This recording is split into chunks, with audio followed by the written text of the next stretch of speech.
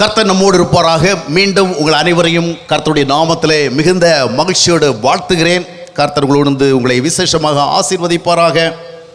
நேற்றைய தினத்திலே நான் ஆண்டவருடைய வார்த்தைகளை பகிர்ந்து கொள்ள முன் வந்த பொழுது துவக்கத்திலே உங்களிடத்திலே நான் ஒரு கேள்வியை கேட்டேன்.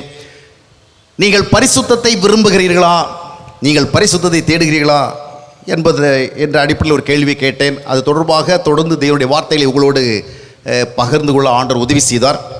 இன்றைய தினத்திலே நான் உங்கள் மத்தியிலும் இன்னொரு கேள்வி வைக்க விரும்புகிறேன். எல்லாம் ஆசீர்வாதம் தொடர்பான கேள்விதான். நீங்கள் ஆசீர்வதிக்கப்பட விரும்புகிறீர்களா? Are you willing to be blessed by God? Do you want to be blessed by God? Do you want to have the blessings of God? தேவனுடைய ஆசீர்வாதங்களை பெற விரும்புகிறீர்களா? அதற்குத்தானே இங்கே உட்கார்ந்துருக்கிறோம். இவ்வளவு பல்வேறு அலுவலுக்கு மத்தியில் இந்த இடத்துல வந்து உட்கார்ந்து இருக்கிறோன்னு சொன்னால் எங்களுடைய நோக்கம் எதுவாக இருக்க முடியும்? We want the blessings of God. We need the blessings of God. We want to have the blessings of God. ஆண்டவருடைய ஆசீர்வாதம் பெற விரும்புகிறோம். அதே அடுத்த கேள்வி என்னவென்று சொன்னால், ஆசீர்வாதங்களை விரும்புகிறீர்கள், ஆசீர்வாதங்களை பெற்றுக்கொள்ள நாடுகிறீர்கள். ஆனால் ஆசீர்வாதங்களை பெறுவது தொடர்பாக தேவன் என்ன வழியை கொடுத்திருக்கிறார் என்பதை நீங்கள் அறிந்திருக்கிறீர்களா? எந்த வழியில் பிரயாணம் பண்ணினால் தேவனால் ஆசீர்வதிக்கப்பட முடியும்? நாம் எல்லோரும் ஆசீர்வதிக்கப்பட்டவர்களாக விளங்குவோம். தேவனுடைய சித்தம். நேற்றைய தினத்தில் நான் உங்களுக்கு சொன்னேன், இஸ்ரவேலை ஆசீர்வதிப்பதே தேவனுக்கு பிரியம். ஆபிரகாமை அழைத்த தேவன், நான் உன்னை ஆசீர்வதிப்பேன் தான் சொன்னார். உபாகம் 28ஆம் அத்தியாயத்தை வாசித்து பார்க்கும் பொழுது, நான் இவ்விதமாக என்று பல்வேறு விதங்களிலே ஆண்டவர் தாம் ஆசீர்வதிக்க விரும்புவதை குறித்து சொன்ன வார்த்தைகளெல்லாம் கேட்கிறோம். Really God wants to bless us. நம்மை ஆண்டவர் ஆசீர்வதிக்க விரும்புகிறார். அதே நேரத்தில் ஆசீர்வாதங்களை பெறுவதற்கு தேவன் நியமித்திருக்கிற அடிப்படையான சத்திய வழிகளை நாம் அறிந்திருக்கிறோமா என்பதை தெரிந்திருக்க வேண்டும். இது எங்கே இருக்கிறது? நாம் இதை எங்கே அறிந்து கொள்ளலாம்? வேதாகமத்தில் எந்த பகுதியில் தேவனால் நாம் ஆசீர்வதிக்கப்படுவது தொடர்பான வழி தெளிவாக சொல்லப்பட்டிருக்கிறது? எஸ்பெஷலி இந்த நியூ டெஸ்டமென்ட், புதிய ஏற்பாட்டில். ஏன்னா we are in the new testament times. நாம் வந்து புதிய ஏற்பாட்டு காலத்தில் வாழ்ந்து கொண்டிருக்கிறோம். we are living in the new கவர்னன்ட் times. புதிய உடன்படிக்கையின் காலத்தில் வாழ்ந்து கொண்டிருக்கிறபடினால புதிய ஏற்பாட்டில் நாம் தேவனால் ஆசீர்வதிக்கப்படுவது தொடர்பான அந்த வழி எங்கே காட்டப்பட்டிருக்கிறது, அந்த அடிப்படை சத்தியம் எங்கே சொல்லப்பட்டிருக்கிறது என்பதை நாம் பார்க்க வேண்டும். மத்தேயு 3ஆம் அத்தியாயத்தினுடைய 2ஆம் வசனம் உங்களுக்கு எல்லோருக்கும் தெரியும். ரொம்ப சிம்பிள், சின்ன பிள்ளைங்களுக்கு கூட தெரியும். மனம் திரும்புங்கள், பரலோக ராஜ்யம் சமீபமாக இருக்கிறது. Repent, for the kingdom of God has come near. மனம் திரும்புங்கள், பரலோக ராஜ்யம் சமீபமாக இருக்கிறது. Repent, for the kingdom of God is at hand. பக்கத்தில் இருக்கு, அதை புரிந்து கொள்ள வேண்டும். மனம் திரும்புங்கள், பரலோக ராஜ்யம் சமீபமாக இருக்கிறது. இந்த பரலோக ராஜ்யம் என்கிற இந்த வார்த்தைக்குள் தான் தேவனுடைய ஆசீர்வாதம் இருக்கிறது. அந்த வசனத்தை வாசிக்கும் பொழுது நாம் இந்த விதமாக புரிந்து கொள்வதற்கு வாய்ப்பு இருக்கிறது. ஏனென்றால் அது எதை குறித்து பேசுகிறது? It talks about the kingdom of God. Kingdom of God என்று சொல்லுகிற பொழுது we will imagine about the heaven. பரலோகத்தை குறித்து நம்ம கற்பனை செய்வோம். ஆனால் உண்மையில் மனம் திரும்புங்கள், சொர்க்கம், சோனபதி, அந்த பரலோகம் ஆயத்தமாக இருக்குது என்கிற அர்த்தம் அல்ல அதற்குரிய உண்மையான அர்த்தம். மனம் திரும்புங்கள், பரலோக ராஜ்யம் சமீபமாக இருக்கிறது வசனம். அப்படி என்ன அர்த்தம்? It is very nearer, it's so nearer. எது? பரலோக ராஜ்யம். அப்போ இந்த பரலோக ராஜ்யம் என்று சொல்லப்படுவது நாம் நினைக்கிற மாதிரி செத்துப்போன பிறகு போகிற அந்த ராஜ்யமாக இருக்கும்னு சொன்னால் 2000 ஆண்டுகள் கடந்து விட்டது, அந்த சொர்க்கம் இன்னும் வரலையே, அந்த தேவனுடைய ராஜ்யம் இன்னும் வரலையே. அப்படித்தானே? அப்போது பரலோக ராஜ்யம் என்று சொல்லுவது சொர்க்கத்தை குறித்திருந்தால் அது 2000 ஆண்டுகளுக்கு முன்பாகவே வந்திருக்கும். அது இன்றளவு வரலை. அப்போ அதனுடைய அர்த்தம் அதுவல்ல. நாம் நினைக்கிற அந்த சொர்க்கம் அல்ல, அந்த பரலோகம் அல்ல, அந்த விண்ணுலகம் அல்ல. இதனுடைய அர்த்தம் வித்தியாசமானது. இல்லையென்றால் அக்காலத்தில் இது போன்ற வார்த்தைகளை கேட்க நேர்ந்தவர்கள் இவ்விதமாக புரிந்திருக்க வாய்ப்புண்டு. பரலோக ராஜ்யம் சமீபமாக இருக்கிறது என்று சொன்னால் ஒரு பொலிட்டிக்கல் கிங்டம், அதாவது ஒரு ராஜரிகமான ஒரு ஆட்சி முறை, மக்கள் ஆட்சி, மக்களை ஆளுகின்ற ஒரு கிங்டம், ஒரு ராஜ்யம், அது என்று புரிந்திருக்கலாம். ஆனால் அதுவும் அப்படி அல்ல. 2000 ஆண்டுகள் ஆகிவிட்டது. தேவனுடைய ராஜ்யம் என்று சொல்லப்படுகிற ஒரு ராஜ்யம் இந்த பூமியில் ஒரு பொலிட்டிக்கல், ஒரு அரசியல் சார்ந்த ஒரு அரசாக அமையவே இல்லை. அப்போது இந்த இரண்டு அதனுடைய அர்த்தம் அல்ல. அப்போ what's the meaning of that? அதனுடைய அர்த்தம் என்ன? What does it mean? மனம் திரும்புங்கள், பரலோக ராஜ்யம் சமீபமாக இருக்கிறது. அப்படின்னு என்ன அர்த்தம்னு சொன்னால், இஸ்ரவேலர்கள் நீண்ட நெடுங்காலமாக ஒரு எதிர்பார்ப்பை வைத்திருந்தார்கள். தேவனுடைய ஆளுகை உள்ள ஒரு ராஜ்யம் இந்த பூமியில் லிட்டரலாக வரும். தாவீதை போல ஒரு நல்ல அதாவது கோல்டன் கிங்டம் நடக்கும், ஒரு கோல்டன் டைம்ஸ் வரும். அப்போது எவ்ரிபடி வில் பி ப்ராஸ்பர், எல்லாரும் செழிப்படைவாங்க, எல்லாரும் சந்தோஷமாக இருப்பாங்க. அந்த மாதிரி தேவனால் ஆளப்படுகிற ஒரு அரசு அமையும் என்றால், இப்பொழுது இயேசு கிறிஸ்துவின் காலத்தில் அந்த ஜனங்கள் they were under the rule of the Romans, ரோமர்களுடைய ஆளுகையில் இருக்கிறாங்க. they were not free.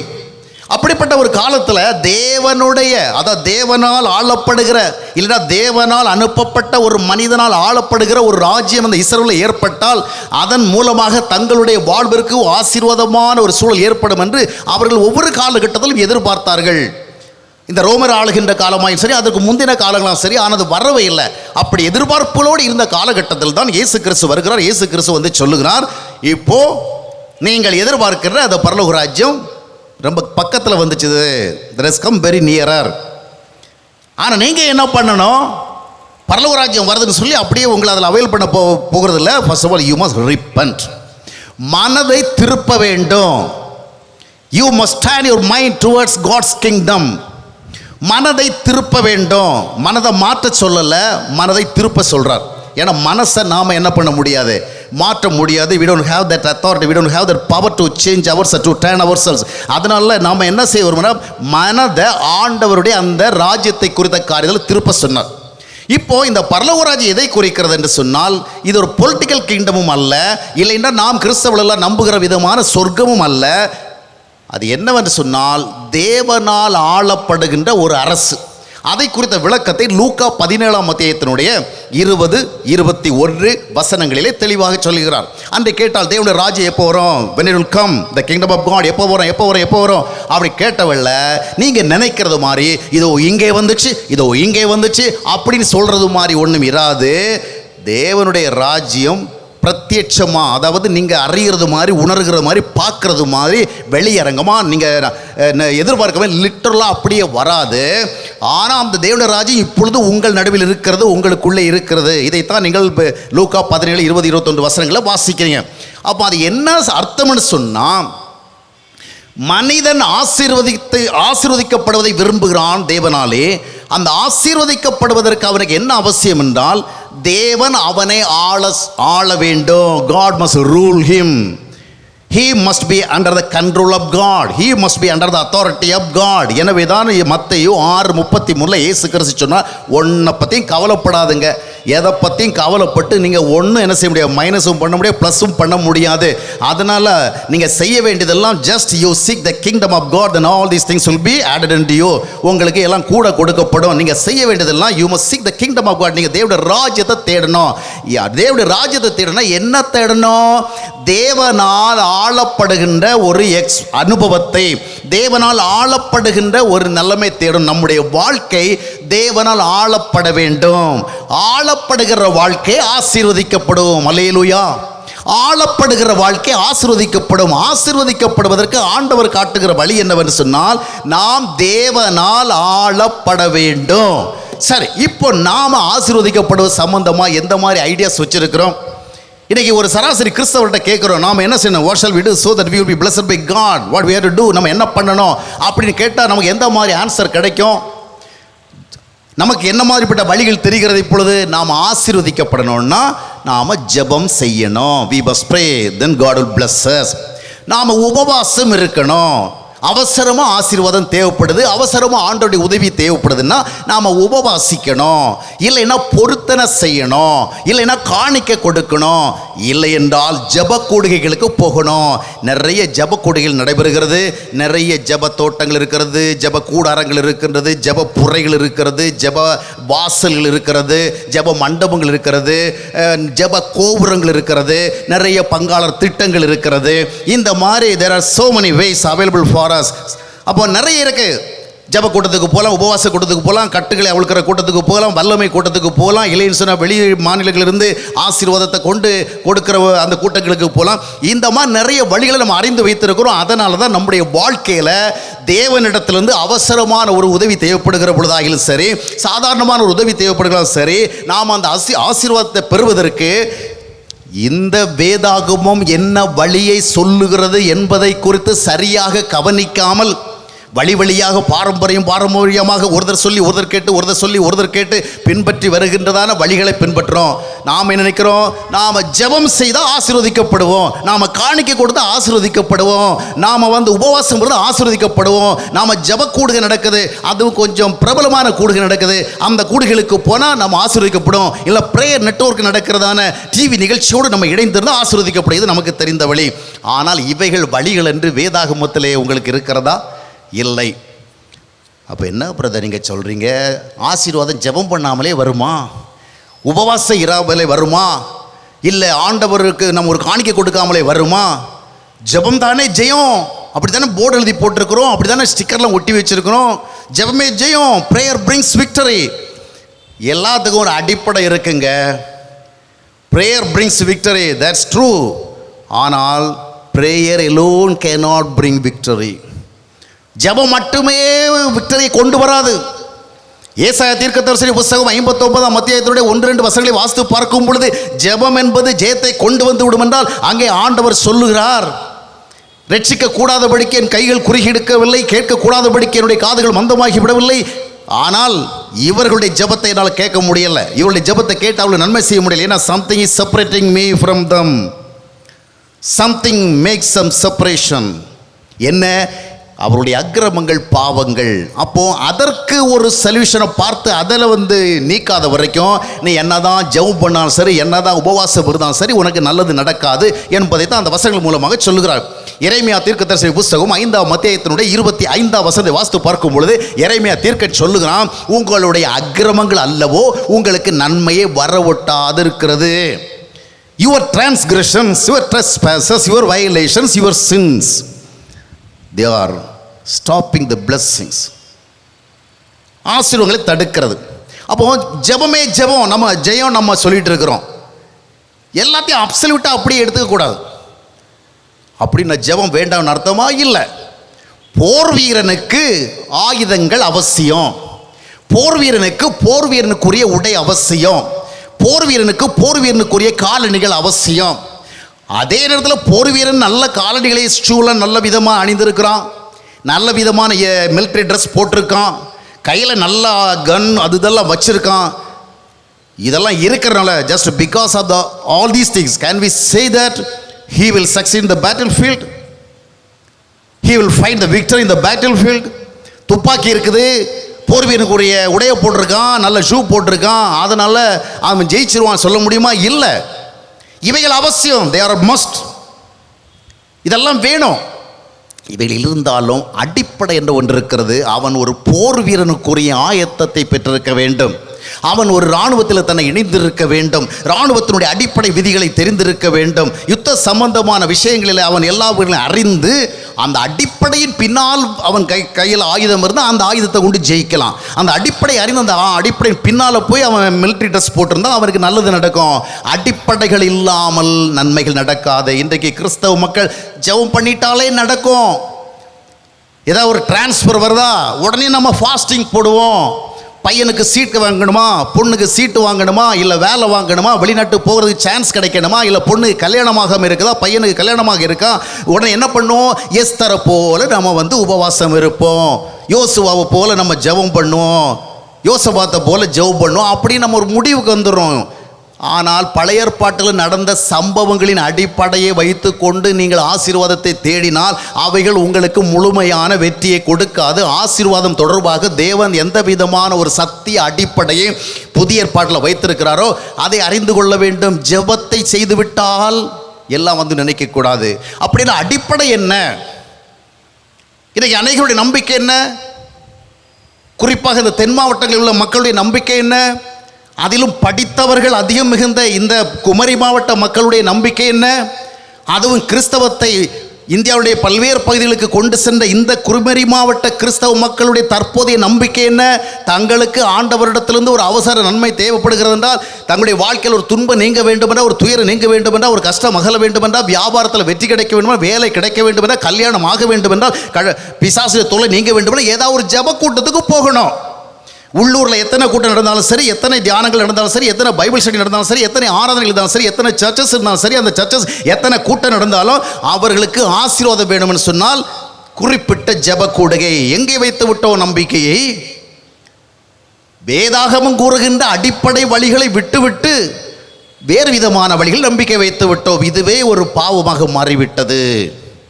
எனவேதான் ஆமோசிக்க தரிசனுடைய காலத்தில் தேவன் சொன்னார். ஆமோசிக்க புஸ்தகம் 5ஆம் அத்தியாயத்துடைய 5வது வசனத்தை வாசிக்கும் பொழுது, பெத்தேலுக்கு போகாதீங்க, கில்காலுக்கு போகாதீங்க, பெர்சேபாவுக்கு போகாதீங்க. என்ன செய்யணும்? 6ஆம் வசனத்தை சொன்னார், seek your Lord, seek your God, then you will live, then you will be blessed, then you will be prospered, then you will be redeemed. இன்றைக்கு நாம் என்ன செய்கிறோம்? ஆசீர்வாதம் தொடர்பாக இந்த வேதாகமம் சொல்லுகிற அடிப்படை வழியை விட சொந்தக்காரங்க சொன்னது, ஊர்க்காரங்க சொன்னது, ஊழியக்காரங்க சொன்னது, போதகர்கள் சொன்னது அப்படின்னு நம்ம சொல்லிட்டு நம்முடைய வாழ்விற்கு தேவ நன்மைகளை பெற விரும்பினால் நாம் எங்கெங்கோ அலைந்து கொண்டிருக்கின்றோம். எத்தனை ஜப கூட்டத்துக்கு நீங்கள் போனாலும் சரி, எத்தனை உபவாச கூட்டத்துக்கு போனாலும் சரி, எத்தனை ஊழியக்காரங்க உங்கள் வீட்டில் வந்து ஜெபம் பண்ணாலும் சரி, எத்தனை ஊழியக்காரத்தில் நீங்கள் போய் ஜெபிக்க கேட்டுக்கொண்டாலும் சரி, எத்தனை கோபுரங்களை கான்டாக்ட் பண்ணாலும் சரி, எத்தனை ஜெப மையங்களோடு நீங்கள் தொடர்பு வைத்து கொண்டாலும் சரி, எத்தனை ஊழியர்களுக்கு நீங்கள் அள்ளி அள்ளி கொடுத்து உங்களுக்காக ஜெபிக்க அவரை ஏற்படுத்தினாலும் சரி, உங்களுடைய வாழ்க்கையில் உண்மையான தேவ ஆசீர்வாதம் வர வேண்டும் என்றால் இந்த வேதாகமம் இந்த வேதாகமம் இந்த வேதாகமம் என்ன சொல்லுகிறதோ அது சொல்லுகிறதற்கு நீங்கள் உட்பட வேண்டும். அந்த வேதாகமம் என்ன சொல்லுகிறது என்றால் மத்தேயு 3:2 இட்ஸ் வெரி வெரி சிம்பிள். மனம் திரும்புங்கள், பரலோக ராஜ்யம் சமீபமாய். என்ன அர்த்தம்? நீங்கள் மனம் திரும்பி தேவ ஆளுகைக்குள் வர வேண்டும். உங்களுடைய வாழ்க்கை தேவனுடைய கட்டுப்பாட்டுக்குள்ள வர வேண்டும். உங்களுடைய சிந்தனை மண்டலம் கர்த்தருடைய ஆளுகைக்குள் வர வேண்டும். உங்களுடைய சுபாவங்கள் கர்த்தருடைய ஆளுகைக்குள் வர வேண்டும். அருமையானவர்களே, ஜெப கூட்டங்களுக்கு செல்லுகிறோமே, ரட்சிக்கப்பட்ட நிச்சயம் பெற்றிருக்கிறோமா? மனம் திரும்பின நிச்சயம் பெற்றிருக்கிறோமா? பரிசுத்தாவியால் நடத்தப்படுகிற நிச்சயம் பெற்றிருக்கிறோமா? தேவனுடைய பிள்ளைகளுங்கிற நம்பிக்கை பெற்றிருக்கிறோமா? ரோமர் 8:16 என்ன சொல்லுகிறது? நாம் தேவனுடைய பிள்ளைகளாக இருக்கிறோம் என்பதை தேவனுடைய ஆவி நம்முடைய ஆவியோடு சாட்சி கொடுக்கிறது. ரோமர் 8:16 என்ன சொல்லுகிறது? நீங்கள் பிள்ளைகளானால் தேவனுடைய சுதந்திரமாமே. அப்போ நாம வந்து அங்க போனா இங்க போனா அதில் ஜாயின் பண்ண ஆசீர்வாதம் வரணும்னு சொல்லுகிறோமே. ஜெபத்திற்கு ஆசீர்வாதங்களுக்கு அடிப்படை என்ன? First of all, we must become God's children. We must give ourselves to be ruled by God. We must submit ourselves to be led by the Holy Spirit. அதைத்தான் ரோமர் 8:14 சொல்லுகிறது. இன்னைக்கு அடிப்படை வழிகளை விட்டு விலகி எங்கேயோ போய் கொண்டிருக்கிறோம். நாம் வேதம் சொல்லுகிற வழிகளை விட்டு விலகி வெகு தூரம் போய் கொண்டிருக்கிறோம். எனவே தான் கிறிஸ்தவ கலாச்சாரம் இன்றைக்கு வித்தியாசமாக போய் கொண்டிருக்கிறது. கிறிஸ்தவ மக்கள் மத்தியில் சாட்சி இல்லாத வாழ்க்கை பெருகி கொண்டிருக்கிறது. அடிப்படை கிறிஸ்தவ வழிகளை விட்டுவிட்டு மக்கள் வெகு தூரமாக போய்விட்டார்கள், வெகு தூரமாக போய்விட்டார்கள், வெகு தூரமாக போய்விட்டார்கள். வழி என்ன? ஆண்டவருடைய ஆளுகைக்குள் நாம் உட்பட வேண்டும். ஆண்டவர் நம்மை ஆள வேண்டும். சரி, இவ்வளவுதானா? ஆண்டவர் ஆளட்டுமே. ஆண்டவரே வாரும், எம்மை ஆளும், வாருமையா போதகரே, வந்தம்மிடம் தங்கியிரும் அப்படின்னு சொல்லிட்டு நாம் பாடி என்ன பண்ணலாம்? ஆண்டவரை என்னை ஆளும் அப்படி நம்ம ஜெபம் பண்ணலாம். இந்த மாதிரி ஜெபம் பண்ண உடனே ஆண்டவர் நம்மை ஆண்டு விடணும். நல்லா புரிஞ்சுங்க, இந்த பாயிண்ட்டை நீங்கள் மனசில் வச்சுக்கணும். நீங்கள் அதாவது until you know that you are to be ruled by God, then only you will be blessed. இதை அறிகிற நாள் வரைக்கும் உண்மையான தேவ ஆசீர்வாதங்களை நீங்கள் நிரந்தரமாக பெற மாட்டீங்க. துண்டு துண்டாக கிடைக்கும். அது கிறிஸ்தவ மதத்தில் மட்டுமல்ல, பிற மதங்கள்லையும் கிடைக்குது. கிறிஸ்தவ கோயில்கள் நடத்துகிற கூட்டங்களில் மட்டுமல்ல, பிற மதங்கள் நடத்துகிற பல்வேறு கூட்டங்களும் கூட நிறைய அற்புதம் சொல்கிறாங்க, அதிசயம் சொல்கிறாங்க. அதெல்லாம் இருக்கட்டும். ஆனால் நம்முடைய வாழ்க்கை ஆசீர்வதிக்கப்பட வேண்டும். Our life must become a blessing. நம்முடைய வாழ்க்கை that must be blessed by God. அதுக்கு என்ன செய்ய வேண்டும் என்றால் ஆளப்பட வேண்டும். உடனே நாம் என்ன சொல்ல, நம்ம ஆளுவதற்கு ஒப்பு கொடுப்போம். ஆண்டவரை என்னை ஆளும், என்னை ஆளுவதின் மூலமாக நான் ஆசீர்வதிக்கப்படட்டும் அப்படி நம்ம ஜெபம் பண்ணலாம். ஆனால் தேவன் எல்லாரையும் ஆள முடியுமா? Can God rule everyone? இஸ்ரவேல் ஜனங்களை எகிப்திலிருந்து கொண்டு வந்தாரு. 40 வருஷம் அவர்களை கொண்டு சேர்க்க முடியலைங்க. பார்க்குறோம்ல, செங்கடலை பிளந்தவர் தான், யோர்தானை பிரித்தவர் தான், வானத்திலிருந்து மன்னாவை வரவழைத்தவர் தான், எதிரிகளை எல்லாம் வீழ்த்தினவர் தான், அந்த பார்வனுடைய பலத்த பிடியிலிருந்து அவர்களை விடுவித்தவர் தான். எல்லா காரியங்களும் அவர் செய்ய முடிந்தது, இயற்கையெல்லாம் கீழ்ப்படிந்தது, எல்லா விதமான எதிர்விசைகளும் அவர் கீழ்ப்படிந்தது. ஆனால் இந்த ஜனங்கள் கீழ்ப்படியவில்லையே. இதைத்தான் பார்க்கிறோம். எரேமியா தீர்க்கதரிசி புஸ்தகம் 6ஆம் அத்தியாயத்தினுடைய 28 வசனத்தை வாசித்து பார்க்கும் பொழுது, அவர்கள் வெண்கலமும் இரும்புமானவர்கள். They are called as God's people. They are known as God's people. ஆனால் அவங்களுக்கு எந்த மாதிரி ஹார்ட் இருக்குது? வெண்கலமும் இரும்பும், வணங்கா கழுத்து. அதனால தான் 29 வசனம் என்ன படிக்கிறோம்? புடமிடுகிறவனுடைய பிரயாசம் விருதா போயிடுச்சு. வாட் டஸ் இட் மீன்? இவர்களை ஆள முடியாது, இவர்களை ஆளுகை செய்து அவர்கள் விரும்புகிற ஆசீர்வாதத்தை அவர்களுக்கு அளிக்க முடியாது. எனவே தான் அதற்கு அடுத்த வசனம் எரேமியா 6:30 சொல்லுகிறது, இவர்கள் தள்ளுபடியான வெள்ளி.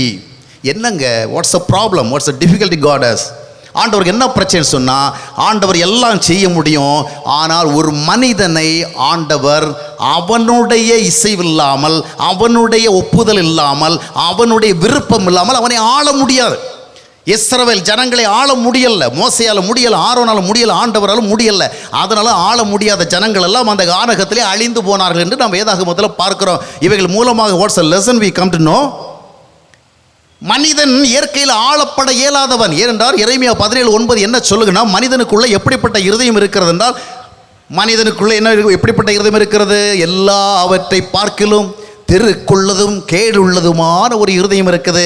இந்த இருதயத்தை வைத்து கொண்டு பக்தியா கோயிலுக்கு போக முடியும், பக்தியா ஆராதனை பண்ண முடியும், பக்தியா ஜெபம் பண்ண முடியும், பக்தியா காணிக்க கொடுக்க முடியும், ஏன் பக்தியா ஊழியமும் செய்ய முடியும், பக்தியா போதனையும் பண்ண முடியும். இந்த திருக்குள்ள இருதயத்தை வைத்து கொண்டு, இந்த கோணல் மாடலான இருதயத்தை வைத்து கொண்டு எல்லாம் செய்யலாம். மார்க்க சம்மதமாக எல்லாம் செய்யலாம். போதகராகவும் மாறலாம், விசுவாசியாகவும் மாறலாம், எந்த லெவலுக்கும் வரலாம். ஆனால் இந்த திருக்குள்ள இருதயத்தை வைத்து தேவனால் ஆளப்பட முடியாது. அப்படி ஆளப்பட வேண்டும் என்றால் எசேக்கியேல் தீர்க்கதரிசி மூலமாக தேவன் சொன்ன விதமாக 36ஆம் அத்தியாயம் 26ஆம் வசனம் கூறுகின்றபடி ஆண்டவரிடத்திலிருந்து ஒரு புதிய இருதயத்தை நாம் பெற வேண்டும். First of all we must have the eagerness to have the new heart from God. ஆண்டவரிடத்தில் ஒரு புதிய இருதயத்தை பெற வேண்டும். ஆண்டவர் சொன்னார், I will give you a new heart, then in that heart I will put my spirit, then you will be able to follow my commandments. அந்த இருதயம் வருகிற பொழுது, அப்போ அந்த பழைய திருக்குள்ள இருதயத்தை வைத்து கொண்டு நாம் என்னதான் ஜெபம் பண்ணாலும் சரி, உபவாசம் பண்ணாலும் சரி, எத்தனை ஜெப கூட்டத்துக்கு போனாலும் சரி, உண்மையான ஆசீர்வாதம் வராது வராது வராது. ஆளுகை செய்யப்பட வேண்டும். ஆனால் மனிதன் ஆளப்பட இயலாதவன். இப்போ நாம் ஆளப்பட முடியுமா? மனம் திரும்புங்கள், பரலோகராஜ்யம் சமீபமாக இருக்கிறது. அதாவது தேவனுடைய ஆளுகை சமீபமாக இருக்கு, தேவனுடைய ஆசீர்வாதம் சமீபமாக இருக்குது. நீங்கள் தேடுகிற சமாதானம், நீங்கள் தேடுகிற சந்தோஷம், நீங்கள் தேடுகிற நிறைவு, நீங்கள் தேடுகிற திருப்தி, நீங்கள் தேடுகிற வழிநடத்துதல், நீங்கள் தேடுகிற மனநிலை சார்ந்த எல்லா ஆசீர்வாதங்களும், சரீரநிலை சார்ந்த எல்லா ஆசீர்வாதங்களும் உங்களுக்காக ரெடியாகத்தான் இருக்கிறது. ஆனால் you must commit yourself to be ruled by God. இப்போ நாம ஜெபம் பண்ண ஆசீர்வாதம் வரும்னு நினைக்கிறோம், உபவாசம் இருந்தால் ஆசீர்வாதம் வரும்னு நினைக்கிறோம், இன்னும் ஜெப கூட்டங்களுக்கு போன ஆசீர்வாதம் நினைக்கிறோம். இப்போ நம்முடைய ப்ரெசன்ட் கண்டிஷன் என்ன? வாட்ஸ் ஒரு ப்ரெசன்ட் கண்டிஷன்? நம்முடைய நிலைமை என்ன? அதை பார்ப்போமா? இப்போ நாம் ஆள முடியுமா தேவன் நம்மை? பார்ப்போம்.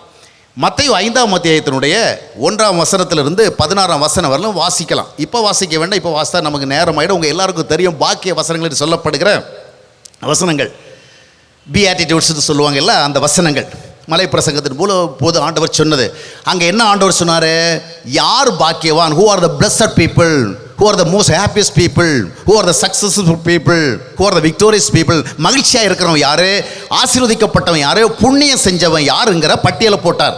அந்த பட்டியலை ஆண்டவர் யாரை அங்கே இன்க்ளூட் பண்ணார்னா, பணமுடையவர்கள் பாக்கியவான்கள், பதவியை பெறுகிறவர்கள் எல்லாம் பாக்கியவான்கள், உயர் நிலைகளிலே உயர் அதிகாரங்களிலே வருகிறவர்களெல்லாம் பாக்கியவான்கள், பெரிய பெரிய வீடுகளை கட்டி வைத்து கொண்டிருக்கிறவர்கள் பாக்கியவான்கள், மிகவும் சொகுசான வாகனங்களிலே செல்லுகிறவர்களெல்லாம் பாக்கியவான்கள், பெரிய பதவிகளை பிடித்துக் கொள்வோம் பாக்கியவான்கள் என்றெல்லாம் சொல்லலாம். ஆண்டவர் என்ன சொல்லியிருக்கார் நம்ம எல்லாருக்கும் தெரியும். பெரியவங்களுக்கு மட்டும் இல்லை, சின்ன பிள்ளைங்களுக்கு தெரியும். பள்ளிக்கூடத்தில் சண்டே ஸ்கூலு அது எல்லாத்துலேயும் சொல்லிக் கொடுக்குறோம். அங்கே என்ன சொல்ல முடியும்? ஆவியில் எளிமையுள்ளவன் பாக்கியவான். ஆவியில் எளிமை இருக்கணும், அப்போ நாம் பாக்கியவன். அப்போ என்ன அர்த்தம்? நாம் if you are really humble in our heart, if you are really humble with in us, நம்ம ஹம்பிளாக இருந்தோம்னா surely we will be blessed by God. அங்கே என்ன சொல்ற, பரலோக ராஜ்யம் அவர்களுக்கு உரியதே. அப்போ என்ன அர்த்தம்? அவர்கள் தேவனுடைய ஆசீர்வாதங்களை சுதந்திரித்துக் கொள்ளும்படியான அந்த பரலோக ராஜ்யத்துக்குள்ளே வருவாங்க. இப்போ இந்த வசனத்தை படிக்கிறோம். அடுத்தது, சாந்தம் உள்ளவர்கள் பாக்கியவான்கள், அவர்கள் பூமியை சுதந்திரிப்பார்கள். நீதி நிமித்தம் பசிதாகம் கொள்ளவர்கள் பாக்கியவான்கள், அவர்கள் திருப்தி அடைவார்கள். இருதயத்திலே சுத்தமுள்ளவர்கள் பாக்கியவான்கள், those who are pure in their heart, they are the blessed people, they will see their God. இருதயத்தில் சுத்தமுள்ளவங்க பாக்கியவான்கள், தேவனுடைய அவர்கள் என்ன செய்வார்கள்? பிதா தேவனை தரிசிப்பார்கள். இந்த மாதிரி நிறைய சொல்லப்பட்டிருக்கு. இப்போ நீங்கள் எல்லாம் படிச்சிருக்கிறீங்க, நம்ம எல்லாம் படிச்சிருக்கிறோம். இப்போது நமக்கு கொஞ்சம் ஒரு செல்ஃப் எக்ஸாமினேஷன், நமக்குள்ளே நம்ம என்ன பண்ணுறோம், ஆராய்ச்சி பண்ணி பார்க்குறோம். இந்த வசனத்தை எவ்வளோ வருஷமாக படிச்சிருக்கோம், எத்தனை முறை பிரசங்கம் கேட்டிருக்கோம், நம்முடைய பைபிள் ரீடிங் டைம்ஸில் நம்ம வாசிக்கிறோம், நம்ம ஃபேமிலி ப்ரேயரில் நம்ம வாசிக்கிறோம். இந்த வசனங்களை உங்களுடைய வாழ்க்கையிலே, நம்முடைய வாழ்க்கையிலே பின்பற்ற முடிகிறதா? ஆவியில் எளிமை உள்ளவர்களாக நம்மால் இருக்க முடிகிறதா? சாந்த குணமுடையவர்களாக நம்மால் இருக்க முடிகிறதா? நீதியின் மேல் பசிதாகத்தோடு இருக்க முடிகிறதா? இருதயத்தில் சுத்தமுடையவளாக இருக்க முடிகிறதா? கேள்வி கேட்போம் நமக்குள்ளே. இப்போ நம்மை ஆண்டவர் ஆளுகிறாரா இல்லையாங்கிறது தெரியும். இப்போ நம்மை தேவன் ஆளுகிறாரா இல்லையா என்று தெரியும். இப்போ பார்த்தீங்கன்னு சொன்னால் உங்கள் பிள்ளைங்கள்ட்ட சொல்கிறீங்க, டே ஒழுங்கா உட்காந்து படிடா, சும்மா உட்காந்து டிவி பார்த்துட்டே இருக்கிற, சும்மா உட்காந்து ஃபோனையே நோண்டிக்கிட்டு இருக்க, எப்போ பார்த்தாலும் கேம்ஸ் உருப்படாமல் போகிறதுக்கு எப்போ பார்த்தாலும் கேம்ஸ் இருக்கிற, உட்காந்து படிடா, காலைல எழுந்து கொஞ்சம் பைபிள் படிடா, கொஞ்சம் ஜெபம் பண்ணா, கொஞ்சம் ஆண்டவரை தேடுறா, சர்ச்சுக்கு போடா, சரியான நேரத்துக்கு போடா, சண்டே ஸ்கூலில் கலந்துக்கடா, அப்படியெல்லாம் சொல்கிறோம். அந்த ஒன்றுக்கும் செவி சாய்க்க மாட்டேங்கிறான். அவங்க அப்படி தான் கத்திக்கிட்டு கிடப்பாங்க. நம்ம பாட நம்ம ரூட்டில் போயிட்டே இருப்போம். அவங்க கடமையை அவங்க செய்கிறாங்க, நம்ம மனம் என்ன சொல்லுது அதை நம்ம செய்யணும், அவங்க போயிட்டே இருக்கிறாங்க. இப்போ இந்த பிள்ளைகளை பற்றி நீங்கள் என்ன சொல்லுவீங்க? நீங்கள் சொன்னதை அவங்க செய்யலை. காலையில் சரியான நேரத்தில் எழும்ப சொல்கிறீங்க, அவங்க எழும்ப மாட்டேங்கிறாங்க. நைட்டில் சரியான நேரத்தில் படுக்க சொல்கிறீங்க, படுக்க மாட்டேங்கிறாங்க. ஊராக வீதியாக தெருவாக சுத்தாதீங்கன்னு சொல்கிறீங்க, கேட்க மாட்டேங்கிறாங்க. இப்படிப்பட்ட பிள்ளைகளை நீங்கள் என்ன சொல்லுவீங்க? அடங்காத பிள்ளைகள், அப்படி தானே? அடங்காத பிள்ளைகள், அடங்கா பிடாரிகள் சொல்லுவோம்ல. அப்போது அதனால் அந்த ஊரில் குமரி மாவட்டத்தில் ஒரு பாஷை சொல்லுவேன், என்ன மன்னிச்சு மக்க வளர்ப்புது, என்ன மன்னிச்சு மக்க வளர்ப்பு சொல்லுவீங்களா? இப்போ சொல்கிறீங்களே என்னமோ தெரில. முற்காலங்களில் சொல்லிகிட்டு இருந்தாங்க, செல்லு வழி இல்லாத பிள்ளை சென்ன கேட்கவா செய்கிறான். நானும் செல்லி தான் பார்க்கேன், அது எங்கே கேட்குதுவ. சரி, இப்போது நல்ல பாயிண்ட்டுக்கு வாங்க. இப்போ நாம் சில நல்ல விஷயங்களை சொல்கிறோம், சொல்லி செய்யாத ஒன்று நம்மளை பார்த்து அந்த பிள்ளைகளை பார்த்து நம்ம என்ன அடங்காததுன்னு அப்படி சொல்லணும் இல்லையா? கீழ்ப்படியாத பிள்ளைகள், சொல்லுகிற வழியில் போகாத வழி சொல்கிறோமா? இப்போ ஆண்டவரும் சொல்கிறார், ஆவியில் எளிமையாக இருங்க, சாந்த குணமுள்ளவங்க இருங்க, நீதியே மேலே பசிதாக கூடியவளாக இருங்க, இருதய சுத்தமாக இருங்க. இதுக்கு நாம் கீழ்ப்படிஞ்சோமா? இப்போ ஆண்டவர் நம்மை பார்த்து என்ன சொல்லுவார்? அடங்காதவர்கள் சொல்லுவாரா சொல்ல மாட்டாரா? அடங்காதவர்கள் சொல்லுவாரா சொல்ல மாட்டாரா? சத்துருக்களை சிநேகிக்க சொன்னார், நாம் சிநேகிக்கிறதில்ல. ஏன்னா நமக்கு நண்பர்களையும் சிநேகிக்க தெரியாது, கட்டின மனைவியை சிநேகிக்க தெரியாது, சொந்த கணவரை சிநேகிக்க தெரியாது. நாம் போயிட்டு எங்கள் சத்துருவை பிடிச்சி நேசிக்கிறது. ஆனால் ஆண்டவர் சொல்கிற சத்துருவை நேசி, பகைவர்களுக்கு நன்மை செய், உன்னை நிந்திக்கிறவளை சபிக்காத, அவரை ஆசீர்வாதம் பண்ணு, உன்னுடைய சத்துரு பசியாக தான் அவனுக்கு சாப்பாடு கொடு, அவன் தாகமாக தான் தண்ணி கொடு, இப்படியெல்லாம் சொல்கிறாரில்ல. நாம் எல்லாம் படிக்கிறோம், படிச்சுட்டு பரிசுத்தமான வேத வார்த்தைகள், இந்த வார்த்தைகளுக்காக தேவனை மகிழ்ப்படுத்துகிறோம். ஆனால் இந்த வார்த்தைகள் படி நடக்கிறோமா? நடக்கலைன்னா ஆண்டவர் நம்மை பார்த்து என்ன சொல்லுவோம்? அடங்காதவர்கள் சொல்லுவார சொல்ல மாட்டார். அப்போது என்ன அர்த்தம்னு சொன்னால், நாம் எவ்வளவு ஜெபம் பண்ணுகிறோம், எவ்வளவு பைபிள் படிக்கிறோம், எவ்வளவு சின்சியராக சர்ச்சஸ்க்கெல்லாம் போகிறோம், எவ்வளவு நாம் கமிட்டியிலலாம் இருந்து ரொம்ப ஆக்டிவாக செயல்பட்டு இருக்கோம், அதெல்லாம் மேட்டர் கிடையாதுங்க. To what extend we are able to obey to the word of God. இந்த வார்த்தையை கீழ்ப்படியலைன்னா நாம் எல்லாம் ஆண்டோடைய பரல அடங்காதவர்கள். ஆகையால் தான் ஆண்டவர்களுக்கு அடங்காதபடி இருந்தாலும் மற்றவர்களை அடக்கி ஆள வேண்டும் என்கிற ஒரு ஆணவ சிந்தை கிறிஸ்தவர்களுக்கு தான் கொஞ்சம் அதிகமாக இருக்குது. எங்கே போனாலும் ஒரு பதவி வேணும், எங்கே போனாலும் ஒரு பொறுப்பு வேணும், இல்லைன்னு சொன்னால் அவங்களுக்கு நைட்டில் தூக்கமே வராது. சரி, அது இருக்கட்டும். அப்போது என்ன சொல்லும், இந்த வேத வார்த்தைகளின்படி நாம் நடக்க முடியாமல் போகிற பொழுது அவருடைய அர்த்தம் என்னன்னு சொன்னால், நாம் அந்த கிங்டம் ஆஃப் காட் அக்செப்ட் பண்ணலை, ஆண்டவர் நம்மை ஆள முடியலை. அப்போ ஆள முடியலை என்ன அர்த்தம்? நாம் ஆசீர்வதிக்கப்படுவதற்கான தகுதி இல்லாமல் இருக்கிறோம். நிக்கோதேமு இயேசு கிறிஸ்து இடத்துல வரார், வந்த வெள்ள ஆண்டவர் சொல்கிறாரு, unless one is born again he cannot see the kingdom of God. Unless one is born of water and spirit he cannot enter into the kingdom of God. ஒருவன் மறுபடியும் பிறவாவிட்டால் அவன் தேவனுடைய ராஜ்யத்தில் பிரவேசிக்க மாட்டான். என்ன அர்த்தம்னா, ஒரு மனிதன் இருக்கின்ற விதமாகவே தேவனால் ஆளப்பட முடியாது, அவன் ஆசீர்வதிக்கப்படவும் முடியாது. அவன் ஆளப்பட வேண்டுமென்றால் he must be born again. அதான் அர்த்தம். நாம் ஆளப்படணும் ஆசைப்படுறோம், ஆண்டவருமே ஆளட்டணும். ஆளப்பட வேண்டும் என்றாலும் அதற்கு முன்னாடி என்ன ஒரு ஸ்பிரிச்சுவல் ப்ராசஸ் நடக்க வேண்டும் என்று சொன்னால், நாம் ஆவியினால் மறுபடியும் பிறக்க வேண்டும். we must be born again from above. மேலே இருந்து நம்ம பிறக்கணும். அப்போ ஒரு புதிய நியூ பீயிங்காக நம்ம மாறணும். நாம் இருக்கிற விதமாக நம்ம ஆள முடியாது. அதனால தான் பார்த்தீங்கன்னு சொன்னால், இப்போ நிறைய பேர் பைபிள் படிக்கிற எதுக்குன்னு சொன்னால் பின்பற்றது கிடையாது. Not to follow the scripture. Bible எதற்கு எழுதி கொடுக்கப்பட்டிருக்கிறது? இப்போ பார்த்தீங்கன்னா எசேக்கியேல் தீர்க்கதரிசி புத்தகம் 33ஆம் அத்தியாயத்தினுடைய 31, 32, 33 வசனங்களை வாசித்து பார்க்கும் பொழுது, அங்கே எசேக்கியேல் தீர்க்கதரிசி இடத்துல ஆண்டவர் சொல்கிறாரு, இதா பாரு, நீ பிரசங்கம் பண்ணுகிற பொழுது ரொம்ப பக்தியுள்ள ஜனங்களைப் போல ஒரு கூட்டம் ஜனங்கள் வழக்கமாக வந்து உட்கார்றது மாதிரி ரொம்ப சின்சியராக உட்கார்ந்து வசனங்களை கேட்குறாங்க. ஆனாலும் நீ ஒரு கன்க்ளூஷனுக்கு வந்துடாத, இவங்க எல்லாம் உண்மையிலேயே விரும்பி தான் கேட்குறாங்க, இந்த வசனங்களை எல்லாம் தங்களுடைய வாழ்க்கை அவசியம் விரும்பி தான் கேட்குறான் அப்படி நினச்சிடாத. இவங்க எல்லாம் பாட்டுக்காரன் பாட்டு பாடுகிற பொழுது ரசிக்கிற மாதிரி ரசிக்கிறாங்க, கூத்துக்காரன் கூத்து நடத்தும் பொழுது கூத்து ரசிக்கிற மாதிரி ரசிக்கிறாங்க. இவர்களெல்லாம் இனிய பாடலை பாடுகிறவனை ரசிக்கிற போல ரசிகர்களாக இருக்கிறாங்க. அவர்கள் கேட்கிறார்கள், they are listening, they are hearing the word of God, but they are not following them. They are not acting according to that. They don't obey. கேட்குறாங்க ஆனால் பின்பற்றல. எனவே தான் ஆண்டவராக இயேசு கிறிஸ்து லூக்கா 6ஆம் அத்தியாயத்தினுடைய 46ஆம் வசனத்தை வாசித்து பார்க்கும் பொழுது, என்னை ஆண்டவரே ஆண்டவரேன்னு சொல்கிறதுல ஒன்றும் குறைச்சல் கிடையாது. ஆனால் நான் சொல்கிறபடி நீங்கள் யாரும் செய்கிறது இல்லையே. You people are calling me as Lord and Lord, but you don't do what I say. நான் என்ன சொல்கிறத செய்கிறது இல்லை. அப்போ என்ன சொல்கிறாரு, ஒருவன் என்னிடத்தில் வந்து நான் சொல்கிறத கேட்டு அதன்படி செய்கிறவன் எவனோ அவன் தான் ஆழமாக தோண்டி அஸ்திவாரமிட்டு தன்னுடைய கட்டடத்தை கட்டுகிற நல்ல மனுஷனுக்கு ஒப்பாக இருக்கிறான். அப்போது நம்ம என்ன கண்டுபிடிக்கிறோம்னு சொன்னால், நம்மால் வேதத்தை வாசிக்க முடியுது, பைபிளை படித்து மனசில் அதை மனப்பாடம் பண்ண முடியுது, அதை வேணும்னா அதை அடிப்படையாக வைத்துக்கொண்டு பிரசங்கம் பண்ண முடியுது, வசன போர்டுகளை வரைந்து வைக்க முடிகிறது, ஸ்டிக்கர் ஒட்ட முடிகிறது, காரில் ஒட்ட முடிகிறது, வீட்டில் ஒட்ட முடிகிறது, கிடைக்கிற இடமெல்லாம் ஒட்டிகிட்டு இருக்கிறோம். ஆனால் வாழ்க்கையில் பின்பற்ற முடியலை. அதனுடைய அர்த்தம் என்னவென்று சொன்னால், இந்த வார்த்தைகளின்படி வாழ முடியவில்லை, தேவன் என்னை ஆள முடியவில்லை. அப்போ என்ன நடக்க வேண்டும்? முதலாவது நம்முடைய வாழ்க்கையை தேவன் ஆளுவதற்கு என்ன ஸ்பிரிச்சுவல் ப்ராசஸ் வச்சிருக்கிறான்னு சொன்னால், இயேசு கிறிஸ்துவை நம்முடைய வாழ்க்கையில் ஏற்றுக்கொள்ள வேண்டும். unless one is born again, மறுபடியும் பிறவாவிட்டாலும் சொல்லப்படுகிறது. அருமையானவர்களே, நீங்கள் ஆசீர்வதிக்கப்பட வேண்டுமென்றால், நாம் ஆசீர்வதிக்கப்பட வேண்டுமென்றால் ஆளப்பட வேண்டும். ஆளப்பட வேண்டுமென்றால் அது அப்படியே நடந்து விடாது. ஜெபிக்கிறதுனாலையோ நம்மை ஆண்டவரை ஆளுவன் சொல்லுகிறான்ல, ஆளப்படுவதற்கு ஏற்ற விதமாக ஆண்டவர் நம்மை ஒரு புதிய சிருஷ்டிக்க வேண்டும். எனவே தான் 2 கொரிந்தியர் 5:14 சொல்லுகிறது, ஒருவன் கிறிஸ்துவுக்குள் இருந்தால், that means one who is with Christ, one who has accepted Christ, now he is a new creation. அவன் தான் புதிய சிருஷ்டி. அந்த புதிய சிருஷ்டி தான் என்ன பண்ணுவான்னா தேவனுடைய ஆளுகைக்கு உட்படுவான். அதுதான் ரோமர் 8:14 சொன்ன விதமாக தேவனுடைய ஆவியால் நடத்தப்படுகிற எவர்களோ அவர்கள் தேவனுடைய பிள்ளைகளாக இருக்கிறாள்.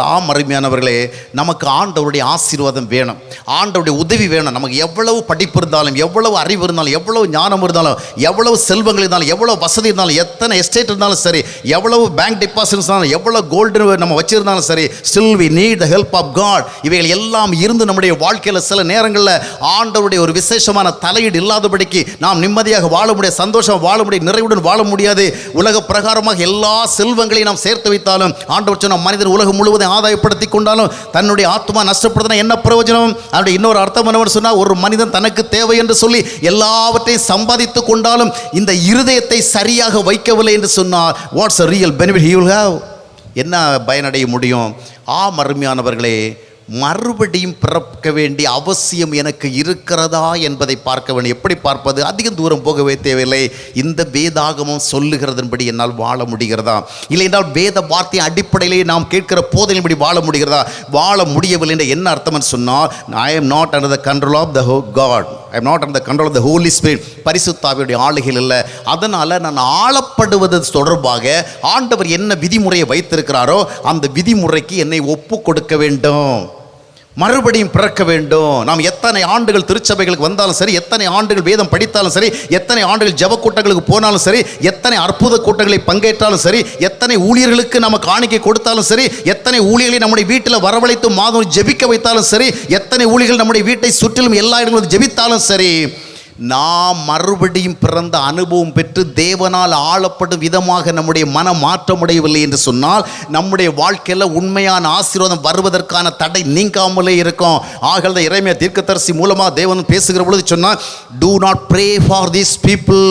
நீ ஒரு பிரேயர் மேன், நீ கடவுளுடைய நன்மை வேணும்னு ஜெபம் பண்ணுற, ஆனால் I am not able to bless these people. காரணம் என்னன்னு சொன்னால், அவர்களுடைய அக்கிரமங்களும் பாவங்களும் தடையாக இருக்கிறது. எரேமியா தீர்க்கதரிசி புத்தகம் 14ஆம் அத்தியாயத்தினுடைய 11ஆம் வசனத்தையும் 11ஆம் அத்தியாயத்தினுடைய 14ஆவது வசனத்தையும் வாசித்து பாருங்கள் என்ன சொல்லப்படுகிறது. ஜனங்களுக்காக ஜெபம் பண்ணாத. இன்னும் எந்த ஊழியக்காராவது தீர்க்கதரிசனம் உரைக்கிறாங்களே, ஐயா உங்களுக்காக ஜெபம் பண்ண நீங்கள் கேட்டீங்க, ஆண்டவர் சொன்னார் உங்களுக்காக ஜெபம் பண்ணாதேன்னு சொன்னார். ஏதாவது ஒரு தீர்க்கதரிசி என்றைக்காக சொல்லி கேட்டிருக்கிறீங்களா? குமரி மாவட்டத்துக்கு வருகிற எந்த ஒரு ஊழியக்காராவது நீங்கள் அவரோட ஜெப உதவி கேட்ட பொழுது உங்களுக்காக ஜெபிக்க கூடாது ஆண்டவர் சொன்னான்னு சொல்லியிருக்கிறாங்களா? வாங்க, கஷ்டமா, கவலையா, கண்ணீரா, தலைவலியா, கால்வலியா, மூக்கு வலியா, முழங்கால் வலியா, என்ன வேணாலும் வாங்க, நாங்கள் ஜெபம் பண்ணுவோம். அப்போது எல்லாவற்றையும் நம்ம ஜெபத்தில் பெற்றுக்கொள்ளலாம், ஜெப கூட்டத்தில் பெற்றுக்கொள்ளலாம், இல்லைன்னா அற்புத ஊழியர்கள் பெற்றுக்கொள்ளலாம் என்கிற நம்பிக்கை உருவாக்கப்பட இல்லைங்க. அடிப்படை சத்தியத்துக்கு வாங்க.